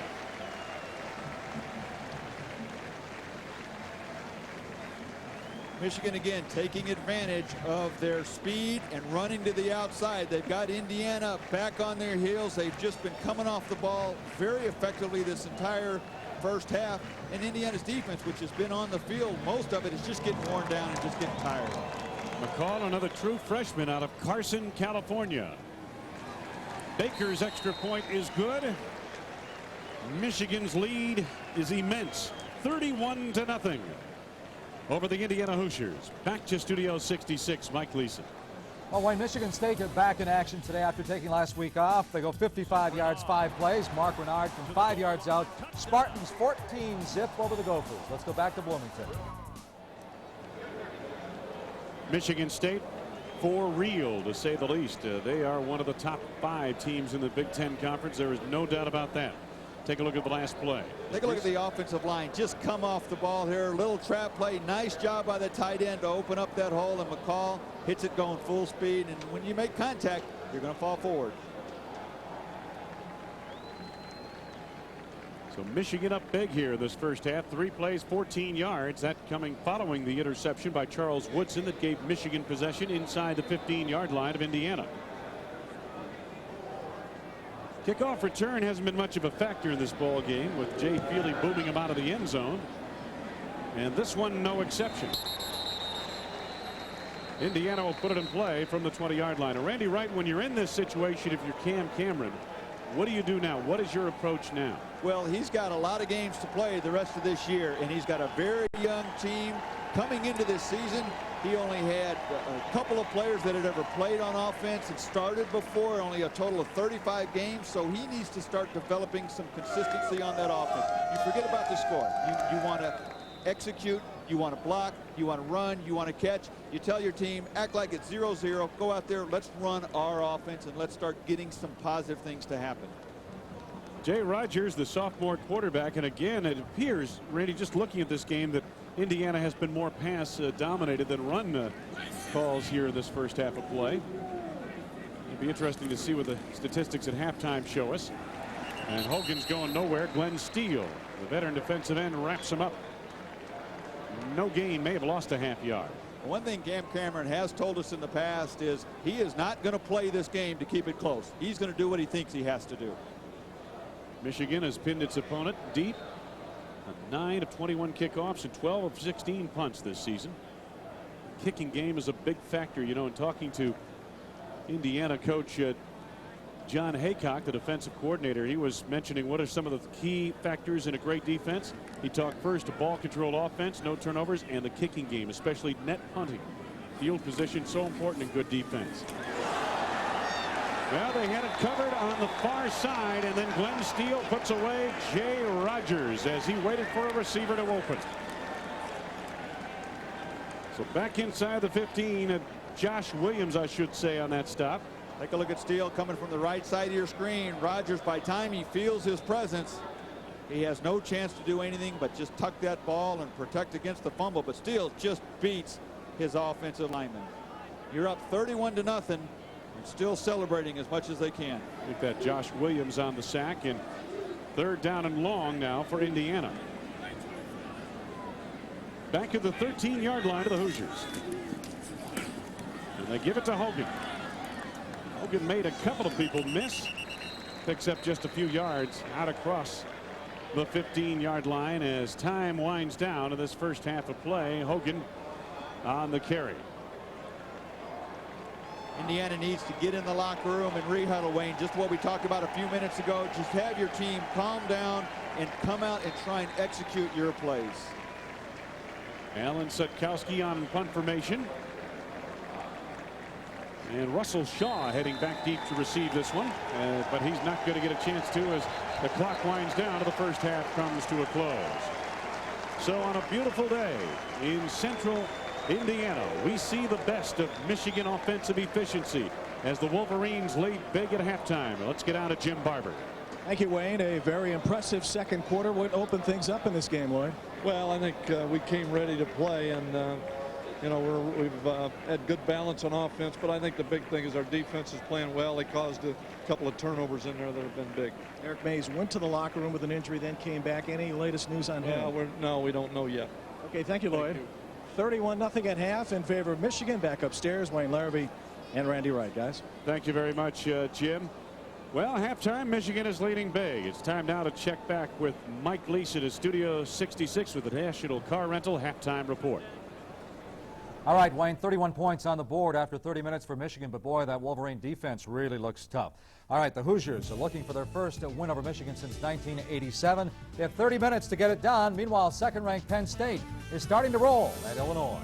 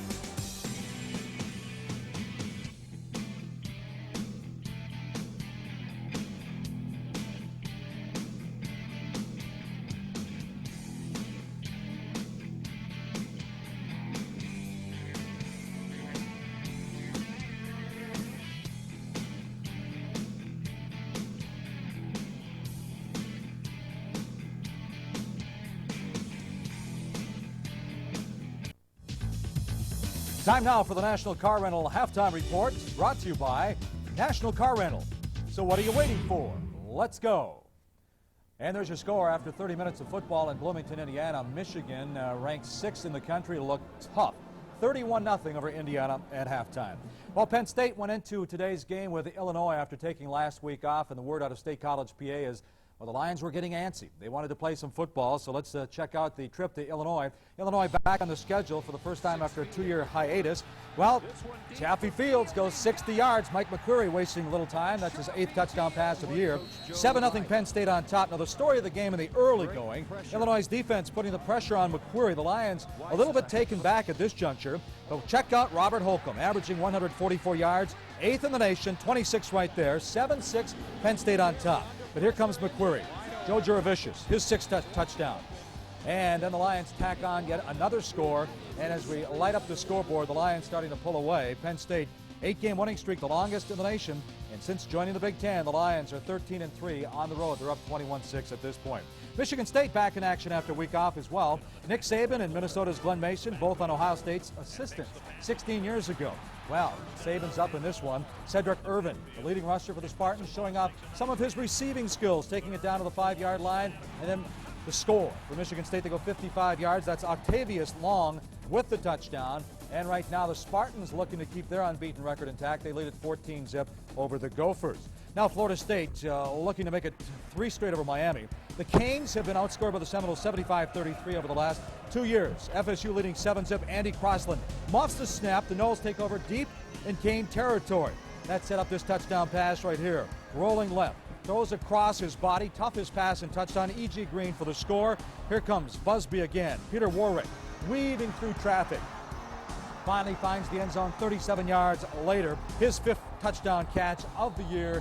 And as we go back to the board now, even the Seminoles are 3-0. Their rushing attack ranks 102nd out of 112 Division I college football teams. But as you can see, Busby getting it done through the air once again. It is 23-0 over Miami. Now the Tampa Bay Buccaneers are certainly enjoying the services of former Seminole running back Warwick Dunn. I guess it's safe to say that some guys you simply don't replace overnight. Even though John Cooper's Buckeyes are 4-0, he has 8 defensive starters from last year's Rose Bowl champs he's trying to replace. Iowa, Ohio State up next. Today's Big Ten telecast is presented in part by Phillips 66 Company, makers of super clean gasolines and Tropartic motor oil. The new Dodge is about change. And by Outback Steakhouse. For an Aussie good time over an awesome steak, get to Outback Steakhouse. Outback Steakhouse, no rules, just right.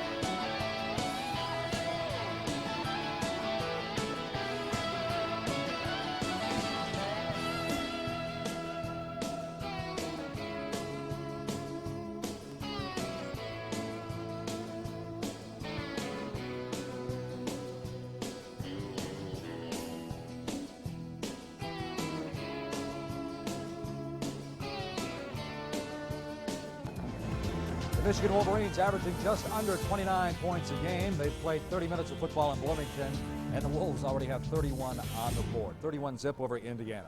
Welcome back to the National Car Rental Halftime Report. Now later this afternoon, Ohio State and Iowa go to war in the Horseshoe. Now, even though Ohio State owns a 3-game winning streak in the series, the Hawkeyes have scored more points against OSU than any Buckeye opponent over the last 2 years. As we take the Big Ten loop, we stop off in Iowa City, where Rod Mackey takes us inside the Hawkeye camp. It's true the Hawkeyes are 4-0, but with games against UNI, Tulsa, Iowa State, and Illinois, that's exactly where they should be.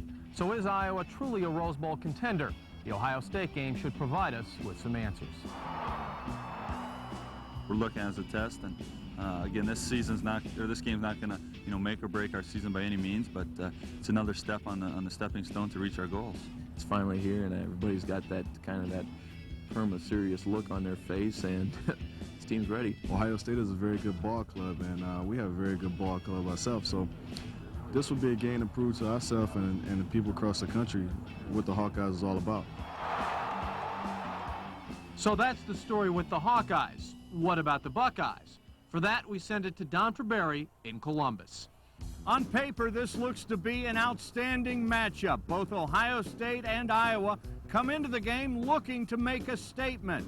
Now, the Buckeye defense has looked good so far this season, but now the defense has to take it to the next level against Iowa's explosive offense.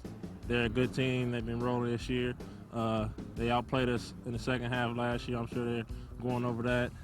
And it's our job to stop them and stop them early. We have a lot to gain this week playing one of the best teams in the country, so we're going to go out gunning for them. But the Buckeyes also have some big-time players on offense, like David Boston, who caught 2 touchdown passes in last week's win over Missouri. If they're going to play bump around all day like they did last year, and I think we'll throw the ball all game long. So this one could shape up to be a good old-fashioned shootout. At Ohio State, I'm Dom Tiberi reporting. Now let's throw it back to Mike Gleason at Studio 66. All right, thanks a lot, Dom. Now, Iowa's last victory over Ohio State came in 1992, but it did happen in Columbus. Not only is the Ohio State-Iowa game drawing a lot of attention in the Big Ten, but Mark Blauchen of the Boston Globe pushed this one to the front page of his national notebook.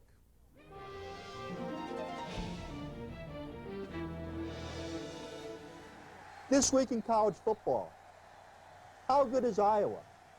Will Nebraska be challenged? It's October, and conference games are here. Old rivals, tough rivals. Let's start with the Big Ten. Iowa visits Ohio State today. How good are the Hawkeyes? No one really knows. How good is running back Tavian Banks? We'll find out. The Big Ten looks good now. 5 ranked teams, 4 in the top 10. But that will change. Why? Because teams have to play each other. This week, Iowa at Ohio State. Next week, Ohio State at Penn State. The week after that, Iowa at Michigan. We should learn something about the Big 12 today. Kansas State visits Nebraska.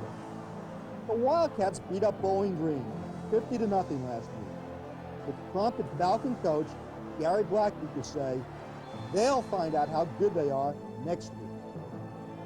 Over in Boulder, untested and unbeaten Texas A&M meets once beaten Colorado. The winner can move up. The loser, stick a fork in them. Yes, it is October.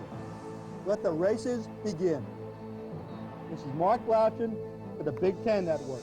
All right, Mark, keep in mind Colorado had to dig deep last week to get past Wyoming. John Hessler, the Buffalo quarterback, only has 2 touchdown passes this year. At the same time, he's been picked off 7 times.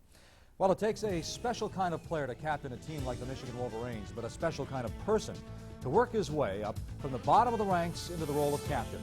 We'll explain after this.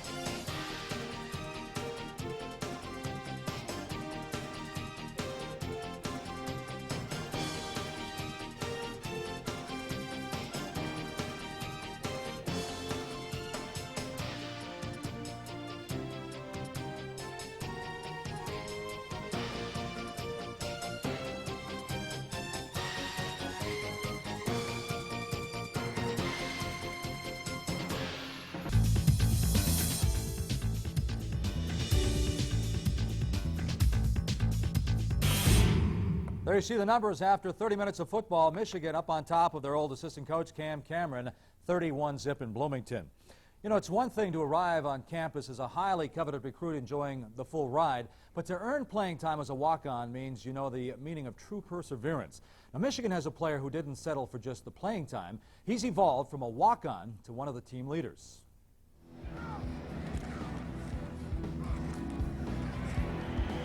Eric Mays is one of the great stories on this Michigan team. Actually, he's a great story about college athletics. The senior walk-on from Kalamazoo came to Ann Arbor with simple and straightforward goals. I just wanted to be a part of this team. I mean, somehow, some way, I just wanted to get on the field on Saturdays. You know what I mean? I wanted to run out, touch the banner. I wanted to play in front of 100,000. I wanted to be a part of the Michigan program and its tradition. Well, lo and behold, not only did he become part of the tradition of Michigan football, he became the fabric of it. He was voted as co-captain by his teammates. I was shocked. I mean, I was speechless, and I was so nervous. I mean, I didn't know what to say. I mean, I didn't plan on saying anything. I mean, because I didn't plan on being elected captain. But it was, I mean, it was a shock and a surprise. The role of captain is a heavy responsibility. Don't make the mistake of thinking that this former walk-on doesn't know exactly what it takes to be called captain. This the feeling we gonna crave, baby. This the feeling we going to get every Saturday. It don't get no better, baby. Every Saturday we feed for this. We gonna go get it every Saturday, baby.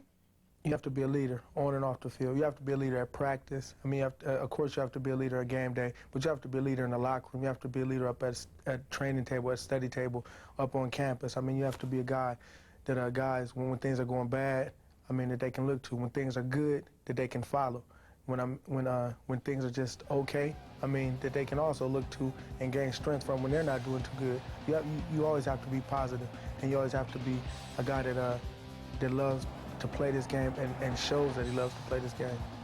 At 5'11" and 220 pounds, Mays should be too small to play inside linebacker. But how do you measure heart? Eric Mays plays much bigger than he is, and his secret of how he does it is simple. Attitude. Get him before he gets me. Honestly, low leverage, low man wins, and go after him. And that's my mindset going into an offensive lineman, going into a fullback, or going to get a quarterback. Get him before he gets me. Great story. Definitely the kind of player Coach knows will give you 110% on every play. Now, Mays, of course, left the ball game at Indiana in the first quarter with a knee injury. He has yet to return to the ball game, but his Michigan teammates are getting ready for the second half kickoff against Indiana. We'll get you back out to Bloomington after this.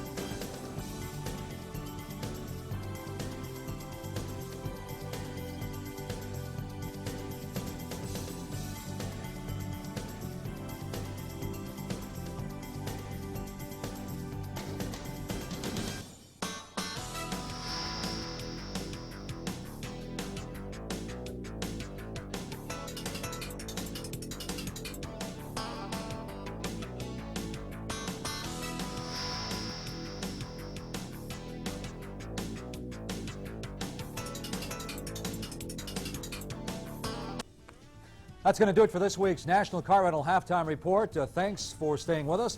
Right now, let's head back to Bloomington, Indiana with Wayne Larrivee, Randy Wright, and Jim Barber. The second half of Michigan and Indiana. All right, thank you very much. And an impressive first half for the Michigan Wolverines. Standing by down at the sidelines with Cam Cameron, the Indiana head coach, is our Jim Barber. Jim? A competitive first quarter for the Indiana Hoosiers, and then in the second quarter, things kind of unraveled and the wheels fell off. What happened? Well, you're right. It unraveled and the wheels fell off, but you know, they're a good football team. They really are. They're a good young football team. So we're going to face these guys the next couple of years, almost the same guys. So fumble, all that stuff. I don't know how much that really had to do with it, honestly. They're a good football team. Now we got to respond. We're going to play a bunch of young guys in the second half. We're going to find out a heck of a lot about this football team, this football program, but hey, we know where we're at. We know where we're at. Offensively, what's on the agenda for the second half? What do you want to... Well, it's the same thing. People have blitzed us a little bit earlier this year and given us problems, and give them credit. They see the same film everybody else sees. They come after us until we protect, until we block. It doesn't matter what you're going to do. I mean, there's no magic in this deal. You got to block, you got to protect. All right, thanks, Cam. Well, no question, an impressive first half for the Michigan Wolverines here at Indiana. I think you wanted me to stop there. And if you take a look at some of the aspects of the first half of play, we thought that perhaps Indiana would invest a little bit more in play calling in the running game earlier in this ball game, but they came out kind of throwing the football. Well, they came up throwing the ball as much as they could. When they didn't have some success, they went to the run. They didn't have some success there, and then it was real tough for them to do either one. All right, let's take a look at some of the highlights of the first half, and really what showed forth for Michigan defensively. They got some pressure up front, Randy. And they're doing it with just their front four. They're not having to blitz. They're not having to bring everybody after the quarterback in order to get that pressure. And what Michigan did so well offensively in the first half of play was make judicious use of the screen pass. And this has been a big play for Michigan. Just a little screen pass. They have turned this into some big plays offensively, and it has set up some touchdowns, getting the backs involved in the passing game. The Phillips first half highlights, and now to the Prestone first half statistics. Take a look at some of the numbers in the first half of this ball game. Well, the one that really steps out right off the bat is the rushing yards for Indiana, -6. They needed to come in and run the football. -6, that's not going to get it done.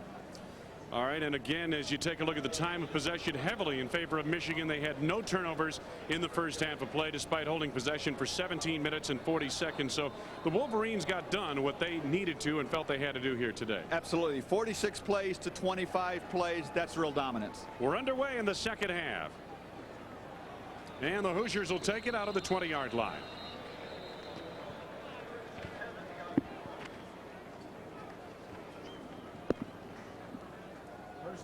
Leaders. Take a look at it. Hogan 10 carries, just 22 yards rushing after the big day at Wisconsin last week. And Michigan, pretty good balance in their attack. And Greasy, a decent day throwing the football, hitting 14 of 22 in that first half. When both running backs, for one for Indiana, one for Michigan, are your leading receivers, it tells you where the quarterbacks are going with the ball. And a first down for the Indiana Hoosiers. Football just at the 20-yard line. Rogers, the swing pass out into the flat, and he's got Gall across the 25 out to the 27-yard line, where he's got a gain of about 8 yards. So Chris Gall, who figures prominently in the Indiana passing attack out of the backfield. Indiana, its first half possessions. Boy, Wayne, you take a look at that. 4 plays, 3 plays, 3 plays, 3 plays. Not many first downs at all. Of course, the fumble in there, but when you don't get anything going and you're 3 and out, that tells you why Michigan had so much success offensively. Indiana's defense just got worn down. Second down and about 2 yards to go for Indiana as we get underway in the second half here at Bloomington. Rogers missed his first man and gets it out to the tight end for a first down. Randy Maxwell, sophomore from Lawrenceburg, Indiana. Sam Sword makes the stop, first down for the Hoosiers at the 33-yard line of Indiana. Nice job by Jay Rogers looking downfield. Nothing there. He comes back off of his primary receiver, throws a nice ball to Maxwell, not trying to get 15, 20, 25 yards on each pass play. That's unrealistic.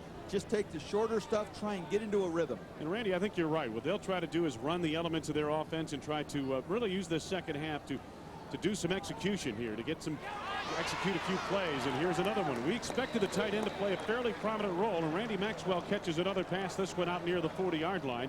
A gain of almost 8 yards. Marcus Ray, the safety, made the stop for Michigan. We expected to see the tight end more in the passing game. We didn't see it in the first half, but we see it in the first couple of plays of the second half. Well, when you've got Charles Woodson and Andre Weathers, the two cornerbacks, they do a pretty good job at taking the outside away from you. You're going to have to attack the middle with your tight end and with your running backs. Second down and about 2 yards to go. And now they get Hogan. Hogan turned back at about the 41-yard line, gain of barely a yard. The lack of production in the Indiana ground game in the first half underscored the fact that really they only called 10 running plays to Hogan, who was coming off a huge afternoon up in Wisconsin a week ago. Hogan carried 34 times for 124 yards and 2 touchdowns at Madison, Wisconsin last week. Third down. Haven't been many holes today, though, for Hogan to run through. Indiana 0 for 7 on third down conversions, but it's 3rd and 1. Little play action, and the pass thrown away. Gall, the intended receiver, well covered by Ray. And Jim Barber, what do you have on the checkup of the Michigan linebacker Eric Mays? Well, Wayne, it is the problem with the left knee. It is a significant sprain, and this time the Michigan team doctors say they have scheduled an MRI tomorrow in Ann Arbor. Obviously, he will not return today for the rest of the second half. Hopefully that MRI will be negative when they get the test back tomorrow, and Eric Mays will be back in action before this season is out. 4th down, Indiana going for it again, and maybe a procedure problem against the Hoosiers. Either that or someone from Michigan jumped off sides, and Rob Renus came across and made contact. And let's see. Apparently this one's going against Michigan. Prior to the snap, offside, on the defense. 5-yard penalty, first down. See if we can see if the nose guard jumps off here. Take a look at Rogers and see if he gets them to jump off with his voice. It looked like there wasn't any movement, no head bob or anything, but I think with the couple of linemen for Michigan moving, listening to the cadence that time, jumping when the ball wasn't being snapped. Nice job by Rogers doing what Greasy has been effective with earlier today. It's really an art form, isn't it? The cadence and drawing a defense offside as you switch up your calls. Rogers trying to make a play, able to get it away. And Michigan again brings pretty good pressure with its front. That time James Hall in on the quarterback. Rob Renus was also pushing the pocket. Take a look. Michigan this time coming with some linebackers up through. Hall comes through untouched. Rogers does a nice job of just stepping to the side to avoid him and giving himself an alley to throw that ball away. Hall is the rush linebacker. In many defenses he'd be called a defensive end, but he's listed as a linebacker for the Wolverines. 2nd and 10 now for Indiana. The football across their 45. And again the short drop and the slant to the freshman O.J. Connor. Connor to the Michigan 46-yard line. O.J. Connor on a gain of about 8 yards. Andre Weathers made the stop. It doesn't take a lot when you haven't been very successful to get your confidence back. These are just the quick 2-3 step drops. Throw some things. When you haven't had a lot of success, now you have a couple of completed passes. Now when you have a couple of good things, your confidence will go. O.J. Connor came into this afternoon's game with 13 receptions. Browning, another freshman in motion. And Hogan gets the call, and close to the first down, just inside the 45-yard line. Turned back by Tommy Hendricks in that Michigan defense. This is a good example, Wayne, of what Cam Cameron has told us. You can have all the innovation and all the magical things in the world, but football really comes down to the blocking and the tackling and the catching and the running. And whatever you come up with, you still have to execute, and that's what he's trying to instill the second half today, is execute the plays. Another 4th down call for Indiana. This time 4th and about 1. Inside the Michigan 45. Double tights on the line. Rogers had Gall open underneath the coverage of Weathers and would have had a first down. The pass a little too tall for the fullback. Cameron not happy with that throw at all, apparently. So the Michigan offense will head back onto the field, and Indiana's defense, which was worn down in that first half of play, returns for the first time here in the second half. 11:06 to go, third quarter in Indiana, Michigan Beggin.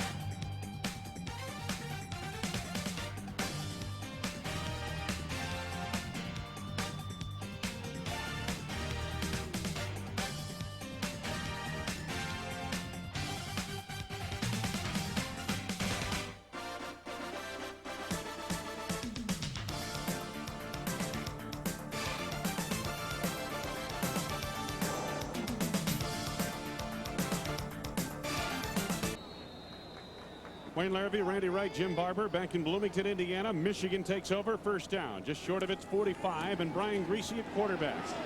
It's the pass out to Charles Woodson. Woodson cut down from behind by Damian Gregory, but a first down for the Michigan Wolverines into Hoosier territory just outside the 35. I told you they'd go back and give Woodson another chance. This time runs a nice route. Good protection for Griese, and just because they're ahead 31-0, they're not going to get out of the rhythm of their offense either. Nice pass right to Woodson. Does a good job coming back to the ball. Then he's always a threat whenever you get him in the open field with his hands on the ball. Gain of 20 yards, and the Wolverines to the 35 of Indiana. And the handoff to the running back, and that's Chris Floyd running hard off the flank of the offense. Kywin Supernaw got kicked in the stomach as he made the tackle on that play. Boy, these Michigan backs are rugged. One thing we talked about with Indiana is they will always play hard. You're down 31-0. That defensive line, Zapp there coming from his linebacker position, plays like a defensive lineman, continuing to come hard, and we've seen Griese take a few hits today. That indeed, but Griese has made the plays too, hasn't he? He has stood in the pocket, thrown the ball, knowing he's going to get hit, taken the hit, but more times than not, it's been a pretty accurate pass. Griese on second down. There's the screen. Howard on the wing. Howard to the 20-yard line of the first down. Make it the 19 is where they'll spot it, and that's a gain of about 13 yards. This is a play Indiana ought to become fairly familiar with because Michigan has run it a lot today. A screen again being set up by the quarterback and the running back. The running back has to let the line go by him, then he can turn. Then he does a nice job of just catching it and running to the open field. When you see and you take a look at Griese's numbers, I mean, this guy is an exceptionally accurate quarterback. This season hitting almost 70% of his passes. First down. This one was tipped, it appeared, and it's up for grabs, and Supernaw almost intercepted it at the goal line. Penalty marker down. Griese appeared to get hit, Randy, as he let that one go. I think you're right. He had somebody right in his face, and I think he got his arm hit. This flag, there was no foul. So they pick up the flag. One thing, Wayne, that's been a little misleading is Michigan has thrown a lot to their backs. We saw Griese's statistics as you see him taking the hit right there to the arm. 69% completion. They throw most of the time downfield, so that completion percentage is really a pretty solid when you look at the amount of times they do throw the ball downfield. That's Chris Howard down at the top of your screen. And they've got a slot to the bottom. Chris Floyd going wide. Michigan able to get to the outside here today, Randy, and that's certainly a testament to their speed they have. Well, they knew coming in, as we go back, look at Brian Griese there this year, almost 69% ahead of some pretty good quarterbacks. Todd Collins, Jim Harbaugh, Elvis Gerbach. Hard to believe Michigan's got 3 quarterbacks starting in the NFL these days. Yeah, I mean, it used to be Harbaugh was really the first Michigan quarterback that got a shot to play a lot in the NFL. He really changed the perception of the Michigan quarterback, I think. Third down now for the Wolverines. 3rd and about 8. Greasy in the shotgun. Blitz is on. Greasy hit as he throws the end zone off the hands of Aaron Shea, the tight end out of Ottawa, Illinois. You see Greasy getting up there. Boy, did he take a shot that time. Stood in the pocket and delivered a beautiful pass just over the outreached hands of Aaron Shea. Take a look at this. He sees it coming. He stands in there, takes the hit. That was a beautifully thrown pass. I believe that was Jabbar Robinson who racked him up. Now field goal attempt coming up for Craig Baker. This will be a 35-yard field goal attempt. Out of the hold of Brian Greasy. John Jansen with the snap. Everything is clean and the kick is away. It is good. 9:41 to go. 3rd quarter. Michigan tacks 3 more onto its lead. It's 34-0 Wolverines.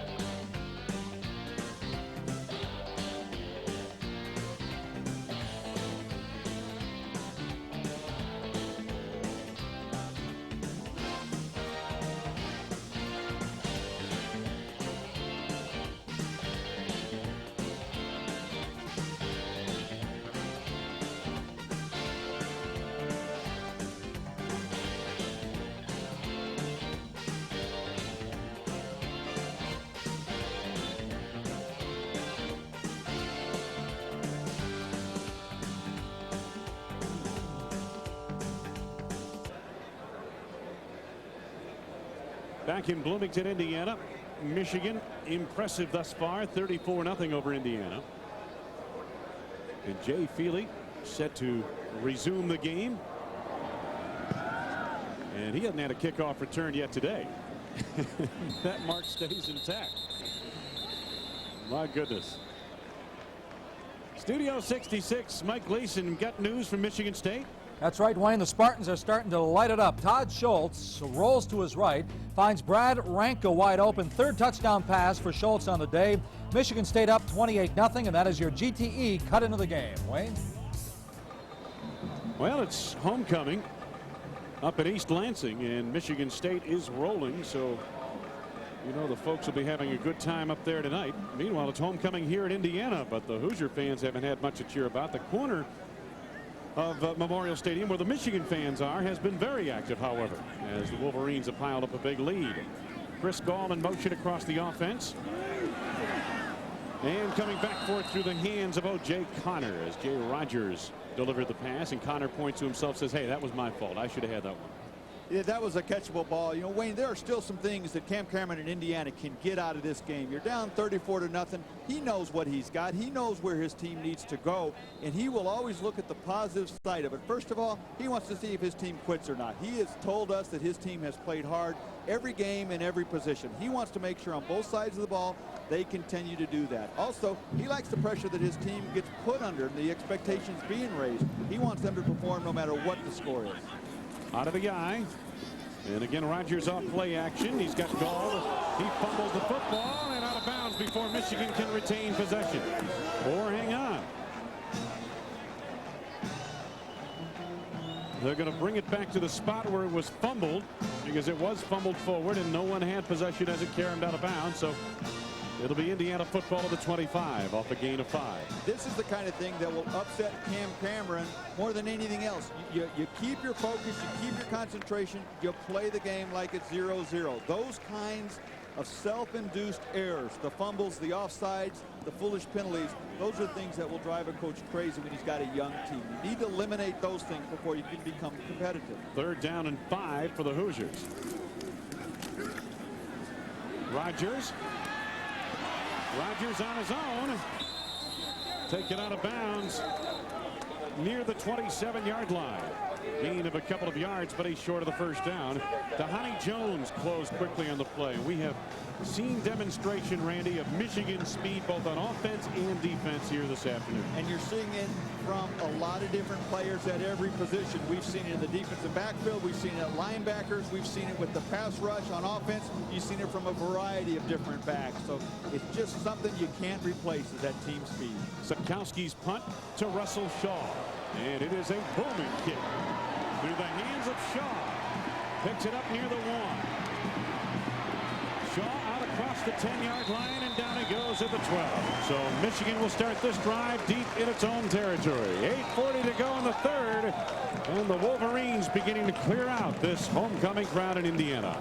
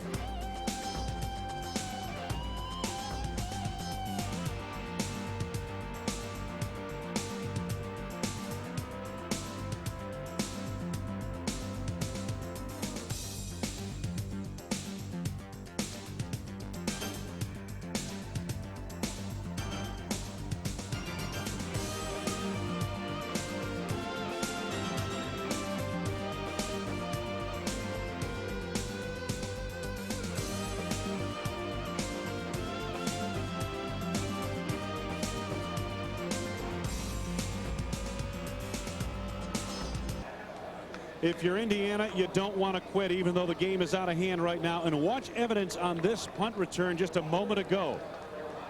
Randy, there's the coverage coming down as the freshman O.J. Spencer. Watch him overrun the play, and now look what happens. Back to make the stop. Comes back and makes the stop. Those are things that a coach instills in his players. You play hard till the final whistle, and we're seeing evidence of that. Michigan on the ground. Clarence Williams out across the 15-yard line to the 18. Escorted to the chalk marks in rather rude fashion by Jabbar Robinson, as you would expect. Let's take a look at the Amoco Big Ten leaders, brought to you by Amoco. You expect more from a leader. Tavian Banks is at Ohio State today. We're going to find out a lot about him and the Iowa team. Billy Dicken off to that good start for Purdue. Brian Musso is one of the few bright spots for Northwestern thus far this season. 2nd down at about 4, gain of 6 on the previous play for Michigan. And off the flank is Ray Jackson, and he has stood up and driven back. And there again, pursuit by the Indiana defense. And you got to admire the fact that they don't appear to be a team that's quit or shut it down here despite the score. Oh, that was something that Cam Cameron and John Haycock, the defense coordinator, both told us they have not seen that, and you won't see it again with the Cam Cameron team. And so far, they're going till the whistle blows. And Michigan's got a new quarterback in there now, Tom Brady, number 10. This is a guy that they are very, very high on. Brady out of San Mateo, California. Sophomore has really come on. 3rd down and almost 10 yards to go. Brady sets up a screen pass. Williams trying to outrun Robinson, and Robinson rides him down. That middle linebacker for the Indiana Hoosiers has been all over the field, and that time he caught up with a fleet running back, Clarence Williams. Brought him down after a gain of about 3 or 4 yards. It is 4th down for Michigan. Robinson doing a nice job that time, recognizing the play early and getting out there before Williams could get his momentum going. To see all of the kids who dressed for Michigan here this afternoon. Jason Vincent, a walk-on. Corey Sargent was going to be the punter for Michigan this year, but he has a bad back, so Jason Vincent, the walk-on, has gotten the call, and he's punted very well for the Wolverines coming into today's game. Been a hold-up here on the field, and I'm trying to think if the officials called for a timeout with 7:14 to go. Talking a few minutes ago about Tom Brady, the backup quarterback for Michigan. Yesterday, talking to Mike DeBoer, have you ever seen an offensive coordinator, his face light up when he was talking about a backup quarterback? He just thinks this guy is really going to be a player. And as a sophomore and Greasy's a senior, Brady's got an excellent opportunity to take over the reins of quarterback for the next couple of years. And DeBoer just thinks this guy could really develop and become a good, solid leader and a good player. He's got great size, 6'5", 225 pounds. Be a real player. Don't forget they've got Scott Dreisbach as a junior as well. He'll be back next year, you would expect. We'll see. Michigan's got depth in that backfield, that's for sure, both at running back and quarterback. A low snap. Vincent gets his kick away. Joey Ellums makes the catch at the 44, and he's going nowhere. Excellent coverage by the Michigan special teams. And let's go to the sidelines. Jim Barber. Thank you, Wayne. Katie Weismiller heads up the women's team here at Indiana in volleyball, which has been very impressive this year, unbeaten until last night. You were honored at halftime. Congratulations on this exceptional 15-0 start. Thank you. It's been a great season. It's been a lot of fun for the players. It's been a competitive season. Last night we were upset by the Wisconsin Badgers, but the Big Ten's a tough place to play, and we're very encouraged with what we have. A lot of young players. I imagine ladies got a thrill out of getting a chance to meet the crowd at halftime and then meeting them as well. Absolutely. You know, it was great to come out here. We've had a lot of support from the community, from the fans, and that's really our 7th player on the field. All right, thank you, Katie. Indiana 15-1 in women's volleyball. Let's get back to Wayne and Randy. Thank you very much, Jim. Dwayne Hogan on an 8-yard run. 2nd down coming up for Indiana. Let's get back to Mike Gleason at Studio 66. Well, Wayne, Pittsburgh and Temple. Terry Murphy's having a big day. This is his 10th catch on the afternoon, but he coughs up the football once he gets hit. Milana Adams of Temple picks it up. Adams also has a pick. Temple still leads 14-10 over Pittsburgh. Back to Bloomington with Wayne and Randy. Indiana on 2nd down calls another running play out to the 50-yard line. The Hoosiers are about a yard short of that 1st down. And getting the call, Glenn Johnson, number 33 in your picture. Johnson missed last week's game, had an ankle injury. Wayne Larrivee along with Randy Wright and Jim Barber. It's good to have you with us on this homecoming weekend in central Indiana. Big Ten football, Memorial Stadium in Bloomington. The Indiana Hoosiers and the Michigan Wolverines. One thing you could say about the Hoosiers, they didn't duck anybody on homecoming. There are no ducks in this conference. No. They took on the Michigan Wolverines. They're usually homecoming, you get somebody you can really beat like a drum, but that wasn't the case here. Little option play here, and Johnson gets the call, and it appears he's got a 1st down or close to it, just across the 50-yard line. Glenn Johnson is one of those backs that really had some playing time earlier. He got hurt. That gave Dwayne Hogan the opportunity to step up last week against Wisconsin. And with such a strong performance, Hogan has solidified his #1 spot. This is what you can do with a mobile quarterback. You can run the option. He does a nice job of pitching the ball out there. Johnson does a nice job picking up just the 1 yard that he needed. So it's a 1st down for the Indiana Hoosiers. Well, I'll tell you, this Michigan defense, though, Randy, rock solid, aren't they? Very few mistakes. And they've got a lot of changes, a lot of new people in there right now. Going over the top and well overthrown. Jay Rogers intended for the freshman wide receiver O.J. Connor. Mike Gleason, what do you have on Florida State, Miami? Well, Wayne, Bobby Bowden has gone to the bench, but the results are the same. Freshman Travis Minor gets in for the touchdown. It's now Florida State 30, Miami nothing. Wayne? Florida State impressive, but so has Michigan been here this afternoon. And Jay Rogers, 114 yards passing. Last week, of course, he had over 200 yards passing, had 408 yards passing a few games ago against Ball State. Rogers waits for the pattern to open over the middle and overshot the freshman, and the interception, will it stand? A diving grab made. It's going to be Michigan football.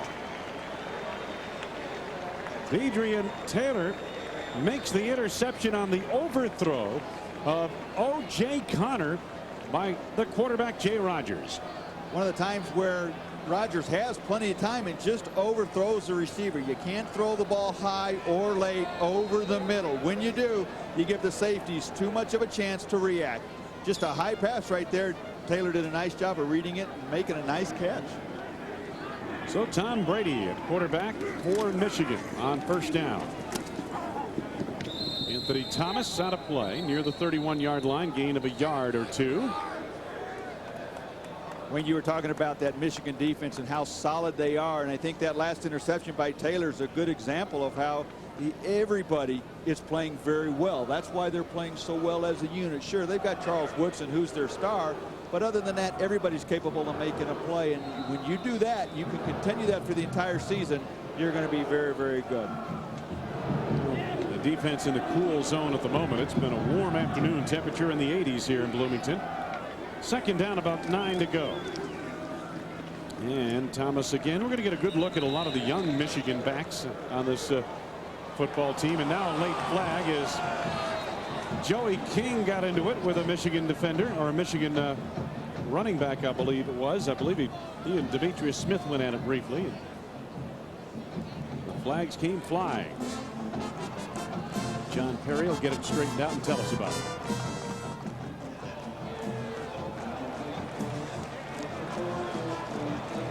So personal foul both ways, offsetting penalties. When you talk about the offsetting penalties, that happens after the play here is a little pushing and shoving and unnecessary. Not very harmful, but still unnecessary.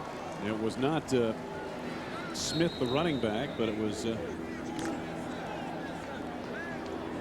anyway, the Wolverines now on third down. Third down at about 8.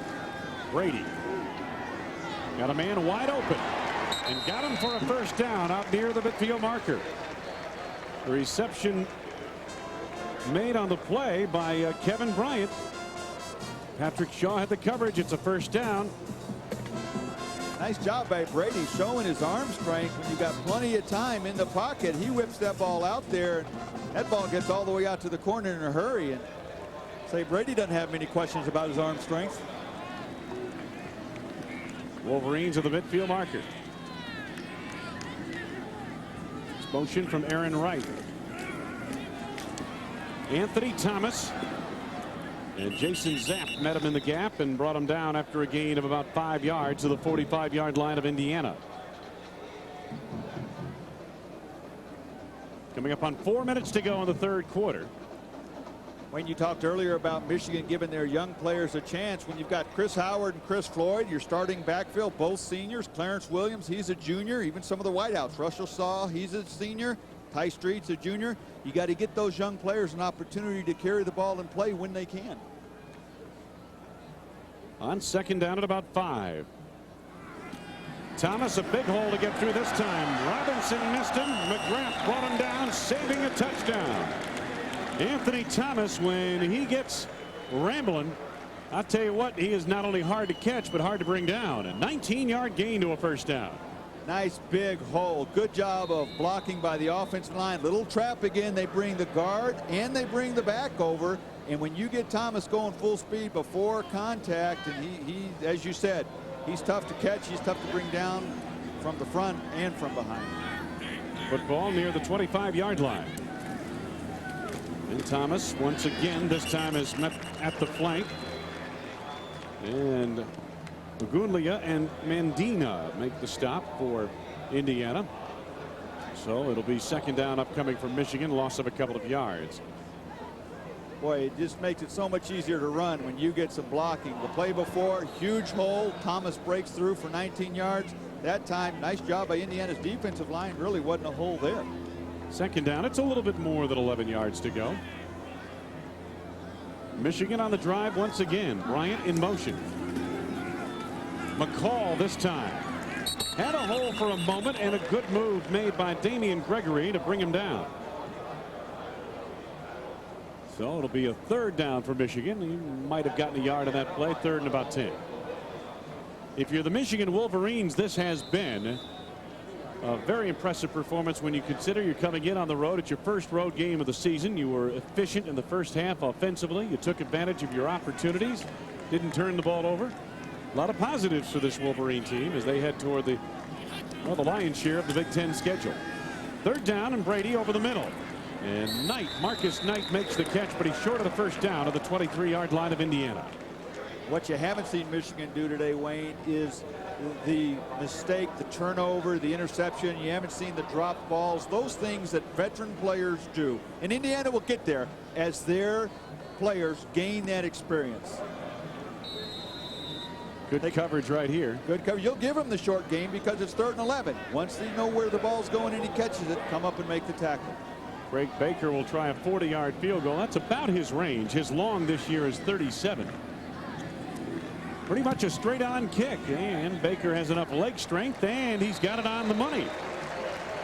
So Craig Baker adds another 3 points to the Michigan total. It's 37-0 Wolverines with a minute 31 to go in this third quarter. Now let's take a look at our NTB Students of the Game, brought to you by NTB National Tire and Battery. We're everything you want, nothing you expect. Brian Griese, the Michigan quarterback, 5th-year senior, and Aaron Warnicki, strong safety for Indiana. Aaron Warnicki is a player that has more starts than anybody for this Indiana defense. He was strong safety, came in this year with 32 starts, but yet he hasn't been a starter this year. He was a backup strong safety, and just this week they moved him to outside linebacker. Said his work ethic has been wonderful, and for a guy that has started in the past, not this year, he's setting a good example for some of those younger players. One of the few Hoosiers that has that kind of experience. Indiana's current starting lineup coming into today's game started a combined 35 games prior to this 1997 season. Warnicki no longer a starter on that defense, but has played a prominent role coming off the bench. Once again, Jay Feely. Let's see if he gives him an opportunity to return a kick. Nope. He's going to boom another one through the end zone. So Indiana will take over at the 20. Scoring drive by the Michigan Wolverines. Their second of this third quarter. Second time they've settled for a field goal. 9 plays, 48 yards, took 3.5 minutes off the clock. Baker, the 40-yard field goal, his longest of the season, and his third field goal today. Indiana's defense forcing 2 field goals this quarter instead of letting Michigan come down and get the ball in the end zone. Michigan next week will take on Northwestern up at the Big House. I think there's a little revenge on their mind after the last 2 seasons. No question. Northwestern has won close ball games against Michigan the last 2 seasons. Jay Rogers still in at quarterback. Randy Maxwell in motion, and Rogers looking that way. Now Rogers flushed. Gets it away to O.J. Connor. Connor brought down short of the line of scrimmage. Loss of 2. William Peterson made the stop for Michigan. And to get inside the huddle of your favorite Big Ten team, go online at www.big10.org for all the football and conference news from around the Big Ten. That's something that Randy Wright does often on that computer. You're constantly in the huddle, aren't you, in the Big Ten? You've got more dots and more W's than that little saying than I've said in 3 years. But Jim Barber and I are still trying to figure out the W's and the dots and where they go. Second down at about 12. Rogers, little dump off pass. Lynn Johnson nowhere to go, and Michigan's fresh troops on defense hem him in after a gain of a couple of yards. Back to Jim Barber. Jim. Thank you, Wayne. Brian Griese done for the rest of the day because of Michigan's 37-0 lead. He has a strained muscle on the right side. Took a couple of big hits during the game. He was limping as he took to the sidelines. Continued to play. Obviously won't play the rest of the way, and the docs say he will be okay. All right, Jim. And Brian Griese, a good afternoon of work for him. Take a look, career leaders. Well, this is Wayne from a guy that didn't even start last year. Third down and a little bit more than 9 yards to go, and running for his life is Jay Rogers, and down he goes short of the line of scrimmage, a loss of a yard or two. Third period has wound to a close. Michigan outscored Indiana 6-0 in the third quarter to add to a 31-0 halftime lead. It's 37-0 Michigan heading to the fourth.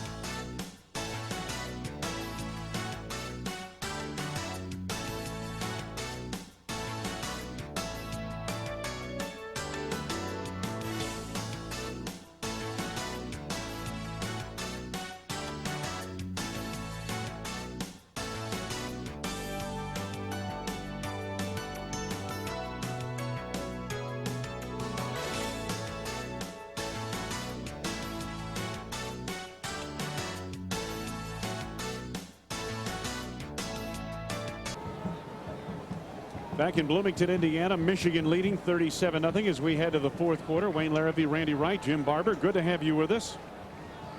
Good size homecoming crowd was on hand here, but the Wolverines in their performance kind of cleaned the stands a little bit.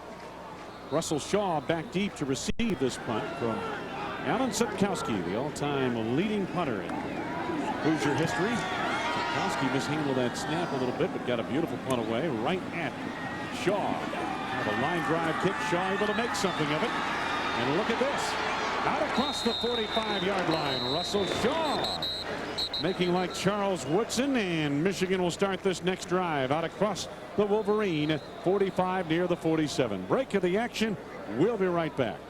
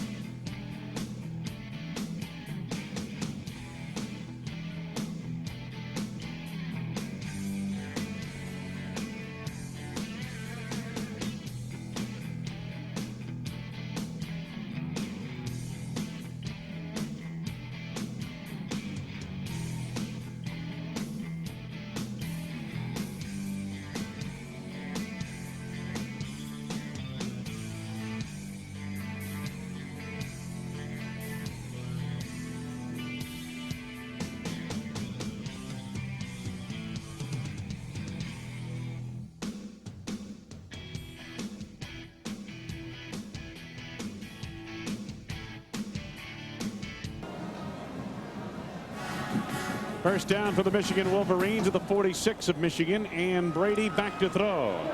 And a man wide open. The pass sails wide of the mark, incomplete. That was Marcus Knight, the intended receiver. Brady's pass seemed to wobble a bit there, Randy. Seemed to wobble quite a bit, and big difference when you're thrown into the wind like that. Let's go back to the studio. Mike Gleason. Mike. Okay, Wayne, Florida State's defense pitching a shutout today. Shevin Smith intercepts Ryan Clements, setting up another score. Miami's been held to 52 yards of total offense today. They're in the fourth, same scores as yours, 37-zip, Florida State. Wayne. 52 yards of offense for Miami. My goodness. And the freshman Thomas roped down across the 46 out near the 49-yard line. Curtis Randall L. made the stop. And look at the third quarter numbers, or the stats through 3 quarters, I should say. Michigan on the ground. Indiana again a lot when sacks come off the running game. Subtract that yardage from the running game. Passing yardage. Michigan getting good production there, and total yardage, and again the turnover situation. 3 for Indiana, none for Michigan here today. It is third down. Brady looking to improvise. Screens it out. He's got a first down. Thomas fumbled the football as he was brought down. I believe Indiana's got it. Anthony Thomas, the freshman, off a beautiful screen pass from quarterback Tom Brady. Fumbled the football, and the Hoosiers apparently have it. Started out as a nice play by Brady to come out and break, contain, and find Thomas, but good job by Indiana's pursuit to catch up to Thomas, knock that ball loose, and force the turnover. James Lamar appeared to be the man to recover the football. The penalty is against Michigan for an ineligible receiver downfield. And now John Perry has squared it. Disregard the flag. There was no foul on the play. Pass did not cross the line of scrimmage. First down, Indiana. All right. So they pick up the flag. Take a look at the end of the play here. The cut back by Thomas. Well, when you're waving that football and the hit from behind triggered it loose. Joslyn Goodman, number 21, continuing to try on the play. Fights from behind, catches up to Thomas, and swats that ball loose. So out of the shotgun now, Earl Hannaford in at quarterback. He's a redshirt freshman from Martinsville, Indiana. Hannaford hits his man out across the 30-yard line.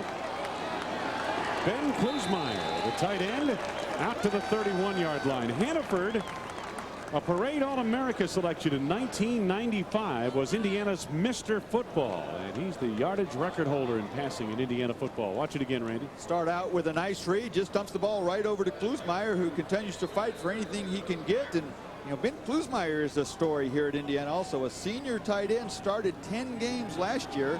This year hadn't played very much at all, with Randy Maxwell taking the majority of plays. Second down and about 3 yards to go. Hannaford pumped once and now hits his man. Got a first down. That's Gene Paul, a junior from Naples, Florida.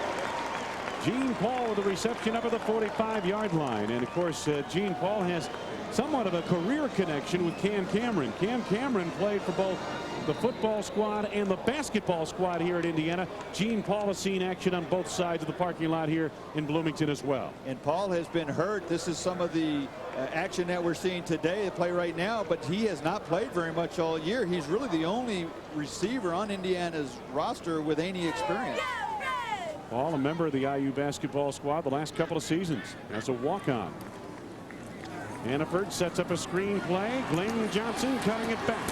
And he's out to the 50-yard line, gain of about 5. Tahani Jones on the stop for the Michigan Wolverines. Hannaford back at quarterback, as you said, he came out of high school, Wayne, so highly recruited, All-American, and such high expectations, really hasn't had a chance to play very much. And Jay Rogers, who started in the middle of last season, has really played fairly well up until this point, and much more mobile than a Hannaford. And you can see where Rogers' running ability has helped him out. Hannaford, big reason why he hasn't seen as much action. Johnson inside Wolverine territory. It'll be third down and short coming up. Assembly Hall, where the basketball team plays. And as you pan back across the parking lot to the rim of Memorial Stadium, Cam Cameron knows both sides of the parking lot here in Bloomington, as he says. He played for both the football squad and the basketball squad, and he says what he'd like to build on this side of the parking lot is the same kind of mentality they have on the other side at Assembly Hall. And that's what he'll try to instill in his football team. They took no solace in the moral victory of that game last week. Glenn Johnson cartwheeled in his effort to get a first down. It's going to be fourth down coming up.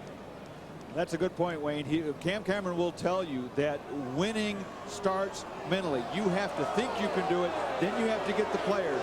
Here you see Michigan coming hard with their surge from their defensive line. Johnson doing the little 360 over the air there that time and coming up short. 4th down, a short yardage situation, and Hannaford looks to the sideline to get the play. Well, you're right, Randy. I mean, Cam Cameron said it's a mental thing. That's the whole factor that he's trying to build in this football program. And Hannaford on a keeper. Reaches for the first down in front of the Michigan bench at the Wolverine 45-yard line. So Earl Hannaford gets it done. A nice fake here to Johnson in the backfield. Hannaford's got just enough speed to get to that first down marker. Ian Gold over to make the stop.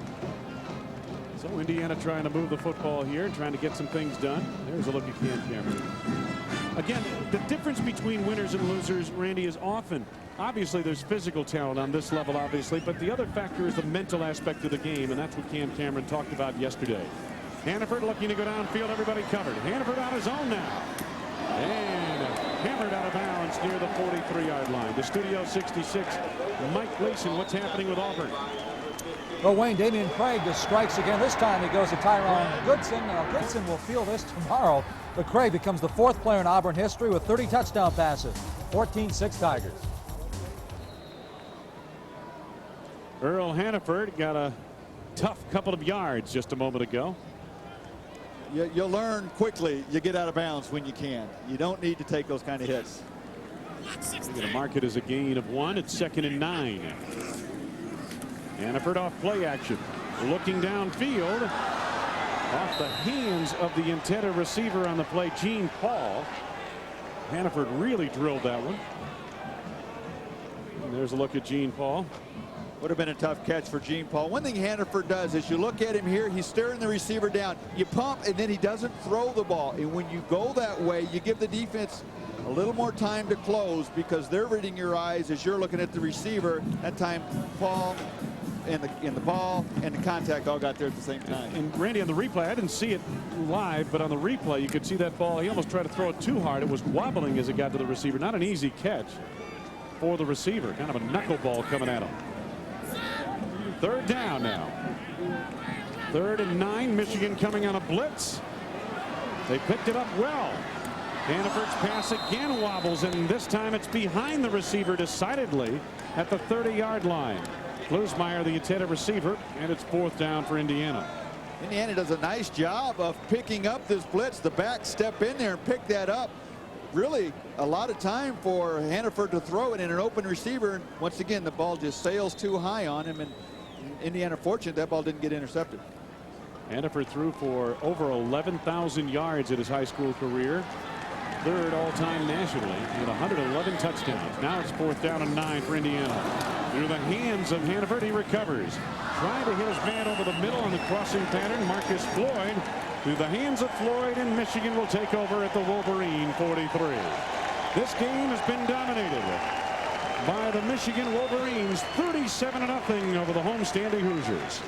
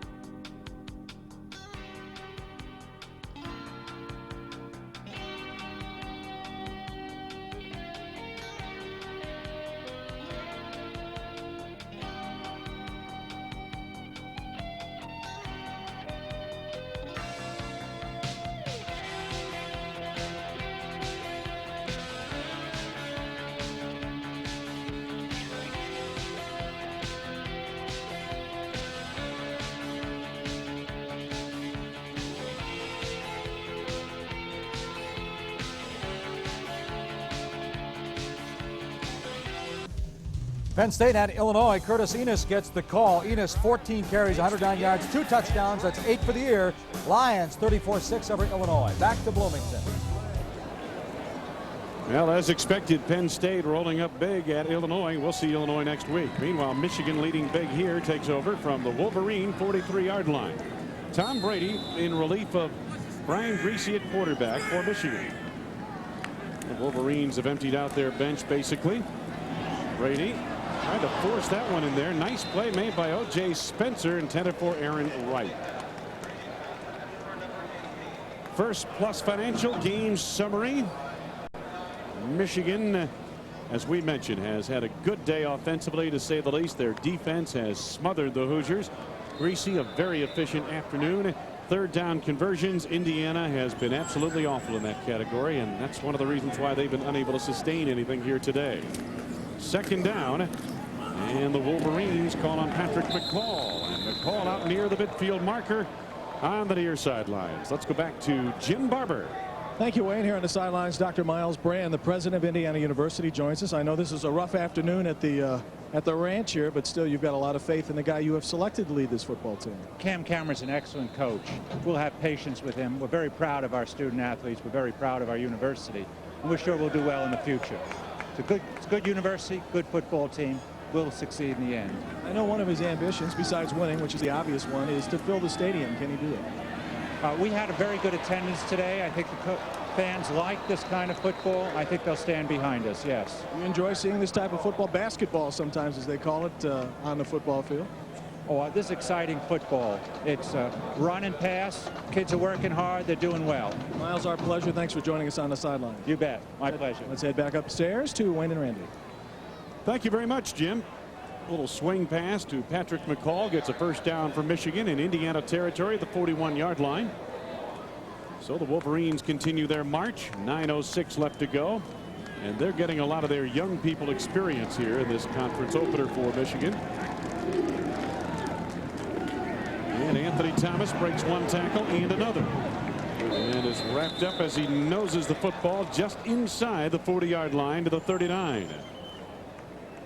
Good shot of gang tackling that time by Indiana, down 37-0, and yet you see 6-7 red jerseys coming over to the ball, getting a helmet in on the tackle.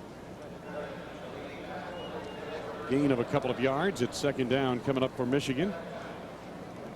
And we get a look at the freshman, Anthony Thomas. They are, as we mentioned, very high on him. He's a tailback and place kicker in high school. Gained over 7,500 yards rushing. 93 touchdowns in his high school career. You don't often see that combination, running back, place kicker. No, that's rare. Second down at about 8. Brady again. Boy, the swing pass has been open all day into the flat, and nice tackle made in the open field by McGrath on Anthony Thomas. You don't see that combination, but I don't think Michigan had any question where they were going to play him at if it came down to having to choose. You know, we're seeing a lot of true freshmen on the field. For Indiana, the reason is obvious. They don't have a lot of experienced senior players or junior players in their program. For Michigan, you're seeing more true freshmen because it is a sign of the times, especially at the, you know, we talked to Lloyd Carr about this, especially at the skill position areas. You may not have a kid play 5 years in his college career, spend 5 years in his college career. He may spend 4, maybe he leaves after 3 years, especially the skilled people. Third down, Brady under pressure, and wrapped up on the play. Nick Abruzzo, defensive end, gets a sack for Indiana. Back to the midfield marker are the Wolverines. Take a look at this Indiana defense coming through, putting pressure on Brady. He doesn't have anywhere to go with the ball, and Abruzzo does a nice job of wrapping him up. Wayne, what you were talking about, I think there are 2 reasons why you see so many young players. Number one, like you mentioned, players may not stay 4 or 5 years. They're going to leave early. And secondly, you have to promise a kid now that he's going to play early, because kids want to play as freshmen. They want to get a chance to play right away. So in order to do that, you got to promise him that he'll have an opportunity. Indiana will take this offensive opportunity, 1st and 10 from their 14-yard line when we resume in Bloomington.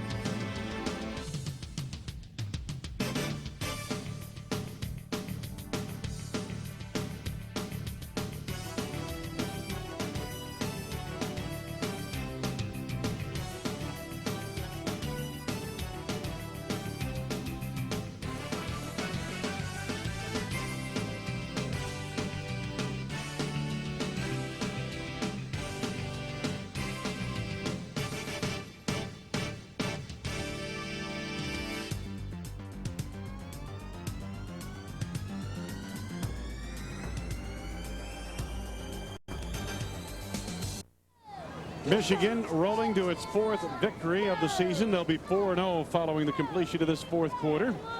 Wayne Larrivee, Randy Wright, Jim Barber. It's homecoming in Bloomington, Indiana at Memorial Stadium. And we have 6:55 left to go, 4th quarter. Earl Hannaford in at quarterback in place of Jay Rogers for the Hoosiers, and the handoff to Gaddis, and he is nabbed. Boy, I tell you, yeah, that was a jailbreak up front. We'll make that Grubbs on the carry. And Nate Miller in on that stop for Michigan. And Deion Grubbs, the ball carrier. Brian Griese is our Dodge player of the game. A look at his numbers. An efficient passing afternoon for Griese. And a lot of it came in the little screen passes and dump off passes over the middle. This one to Ty Straits, scored a touchdown. Griese worked that short passing game to perfection here today. Penalty markers down earlier. They hold up the action on 2nd and 14 for Indiana. So this will go against the Hoosiers.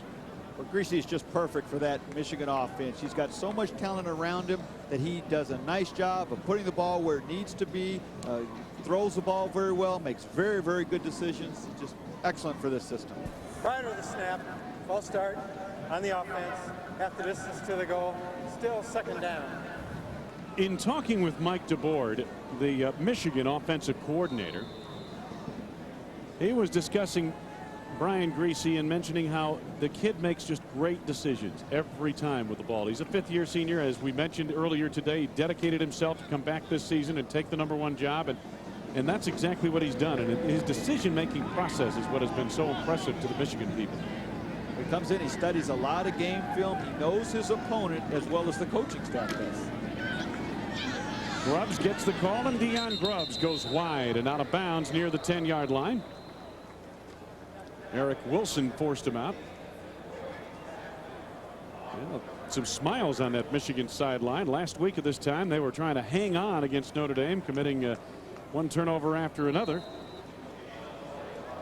You look at Lord Carr, until this game is over, you're not going to know whether they're ahead or not. He doesn't show a lot of emotion anytime, especially during the middle of a game. Learn that from Bo Schembechler, you think? I would think so. As long as the clock was still ticking, Bo was very serious about what was going on. 3rd down for Indiana, about 14 yards to go for the Hoosiers. David Ballou was the man in motion. Hannaford looking to the air. Hits to Ballou with the pass, and he is wrapped up immediately on the play by Ian Gold, the linebacker. There's a penalty marker down.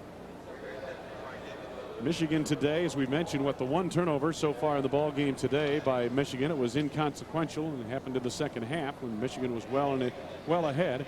And the penalties, they've done a pretty good job in the penalty department. They were concerned about that coming in, that their offense has been plagued by turnovers and penalties in recent weeks, but today they have been very good. In the offense, penalty is used. They'll take the result of the play. 4th down. So 4th down, and Alan Sitkowski will come on once again in punt formation.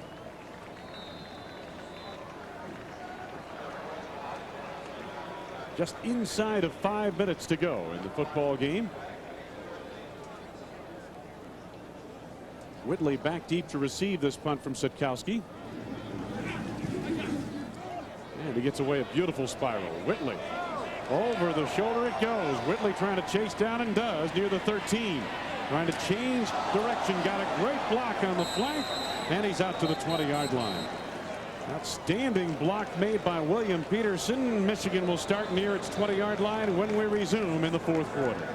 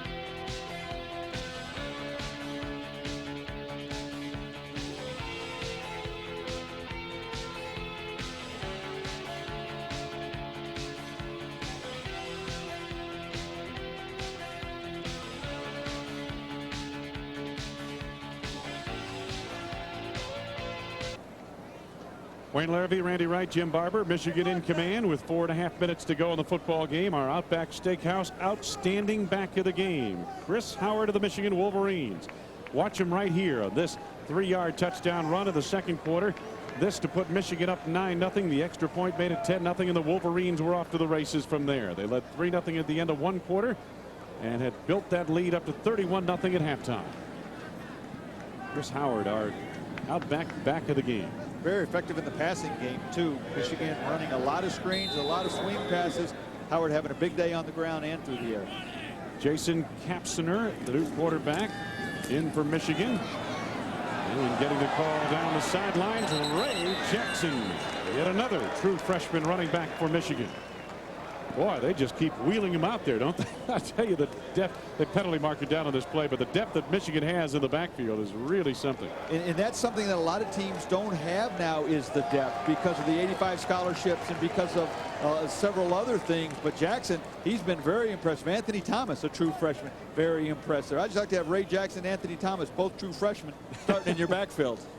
I think you'd find room for him, as Lloyd Carr did in Michigan.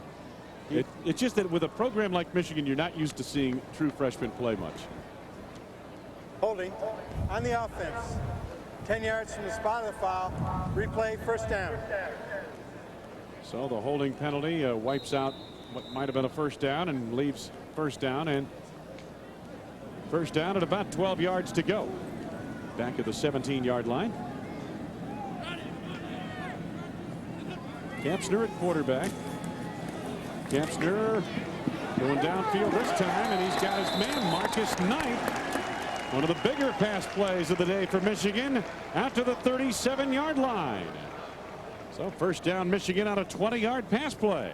Brady again having success throwing the ball to the outside, a corner route. He gets good protection, puts a lot of air under the ball. When you throw the ball like that as a quarterback, you put air underneath it. You give the receiver a chance to adjust to it. Doesn't have to be a perfectly thrown ball, but Jasper Kapsner that time, nice job. So Michigan goes on a first down. Coming up on 4 minutes to go in the football game. Nice move by Jackson. He was hit hard and driven down by Nick Abruzzo. And a gain of about 7 or 8 yards. Let's take a look at the upcoming schedule for the Michigan Wolverines. And they are just getting into the lion's share of their schedule now in Big Ten play. Northwestern next week at home. Iowa, that'll be a big game. Then Iowa, Michigan State back-to-back. And then you're going to find later in November Penn State and Wisconsin back-to-back. So, and what's not on there? Ohio State. Last game at Ohio State. I think it's at Ohio State. The handoff on the running play up the middle. Demetrius Smith, the big fullback, gets the call. If I'm not mistaken, it's at Ann Arbor. Is it at Ann Arbor? Yes, they beat them in Columbus last year. The Indiana Hoosiers upcoming schedule. Michigan State will be up next for the Hoosiers. Then at Ohio State, at Iowa, Illinois at home, then Minnesota and Purdue.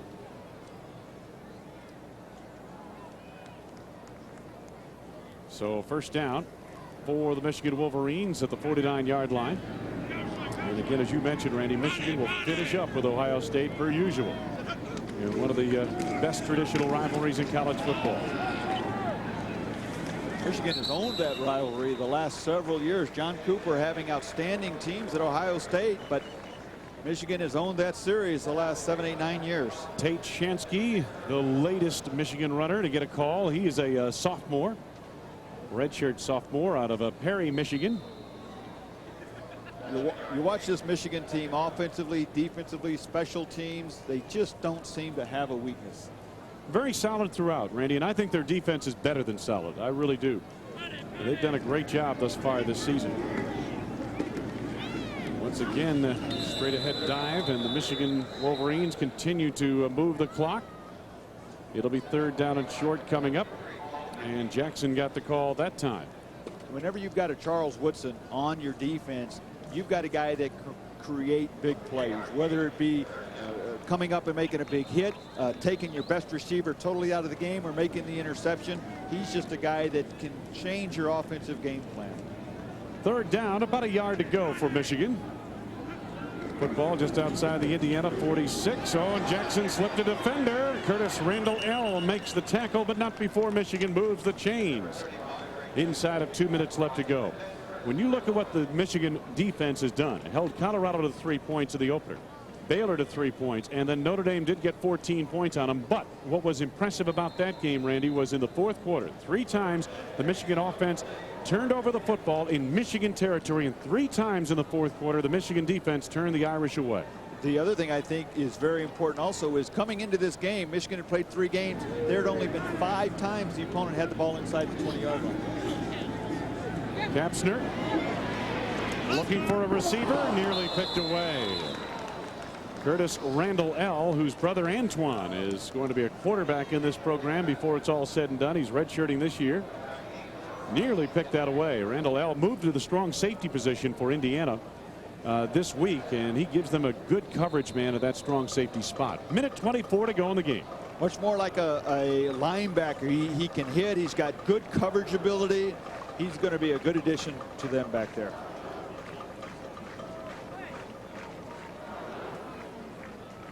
Second down at 10 yards to go now for the Wolverines. Kapsner from Eden Prairie, Minnesota. Jackson breaks a tackle and gets inside the 35, down near the 32-yard line. Ray Jackson, an impressive runner as well. Don't forget, next week we will be back in Madison, Wisconsin. Robert Holcomb leads the Fighting Illini of Illinois into Madison to take on the Great Dane, Ron Dane, and the Wisconsin Badgers. Check your local listings for the time in your area. Big Ten football, Illinois and Wisconsin next week. Ron Dane healthy again after being banged up earlier in the year. We saw him last week, ran for over 200 yards, and he's an awfully powerful back. You ever seen a guy that big runs that fast? Quickness, that's the thing that he has that is special. Not only is he big, he's quick. Randall L. shaken up on the play. Is assisted off the field. 60 seconds remaining, make it 70 seconds remaining in this football game. So Michigan will be off to a 4-0 start with a home engagement against Northwestern next week. And the Indiana Hoosiers will fall to 1-4 on the campaign.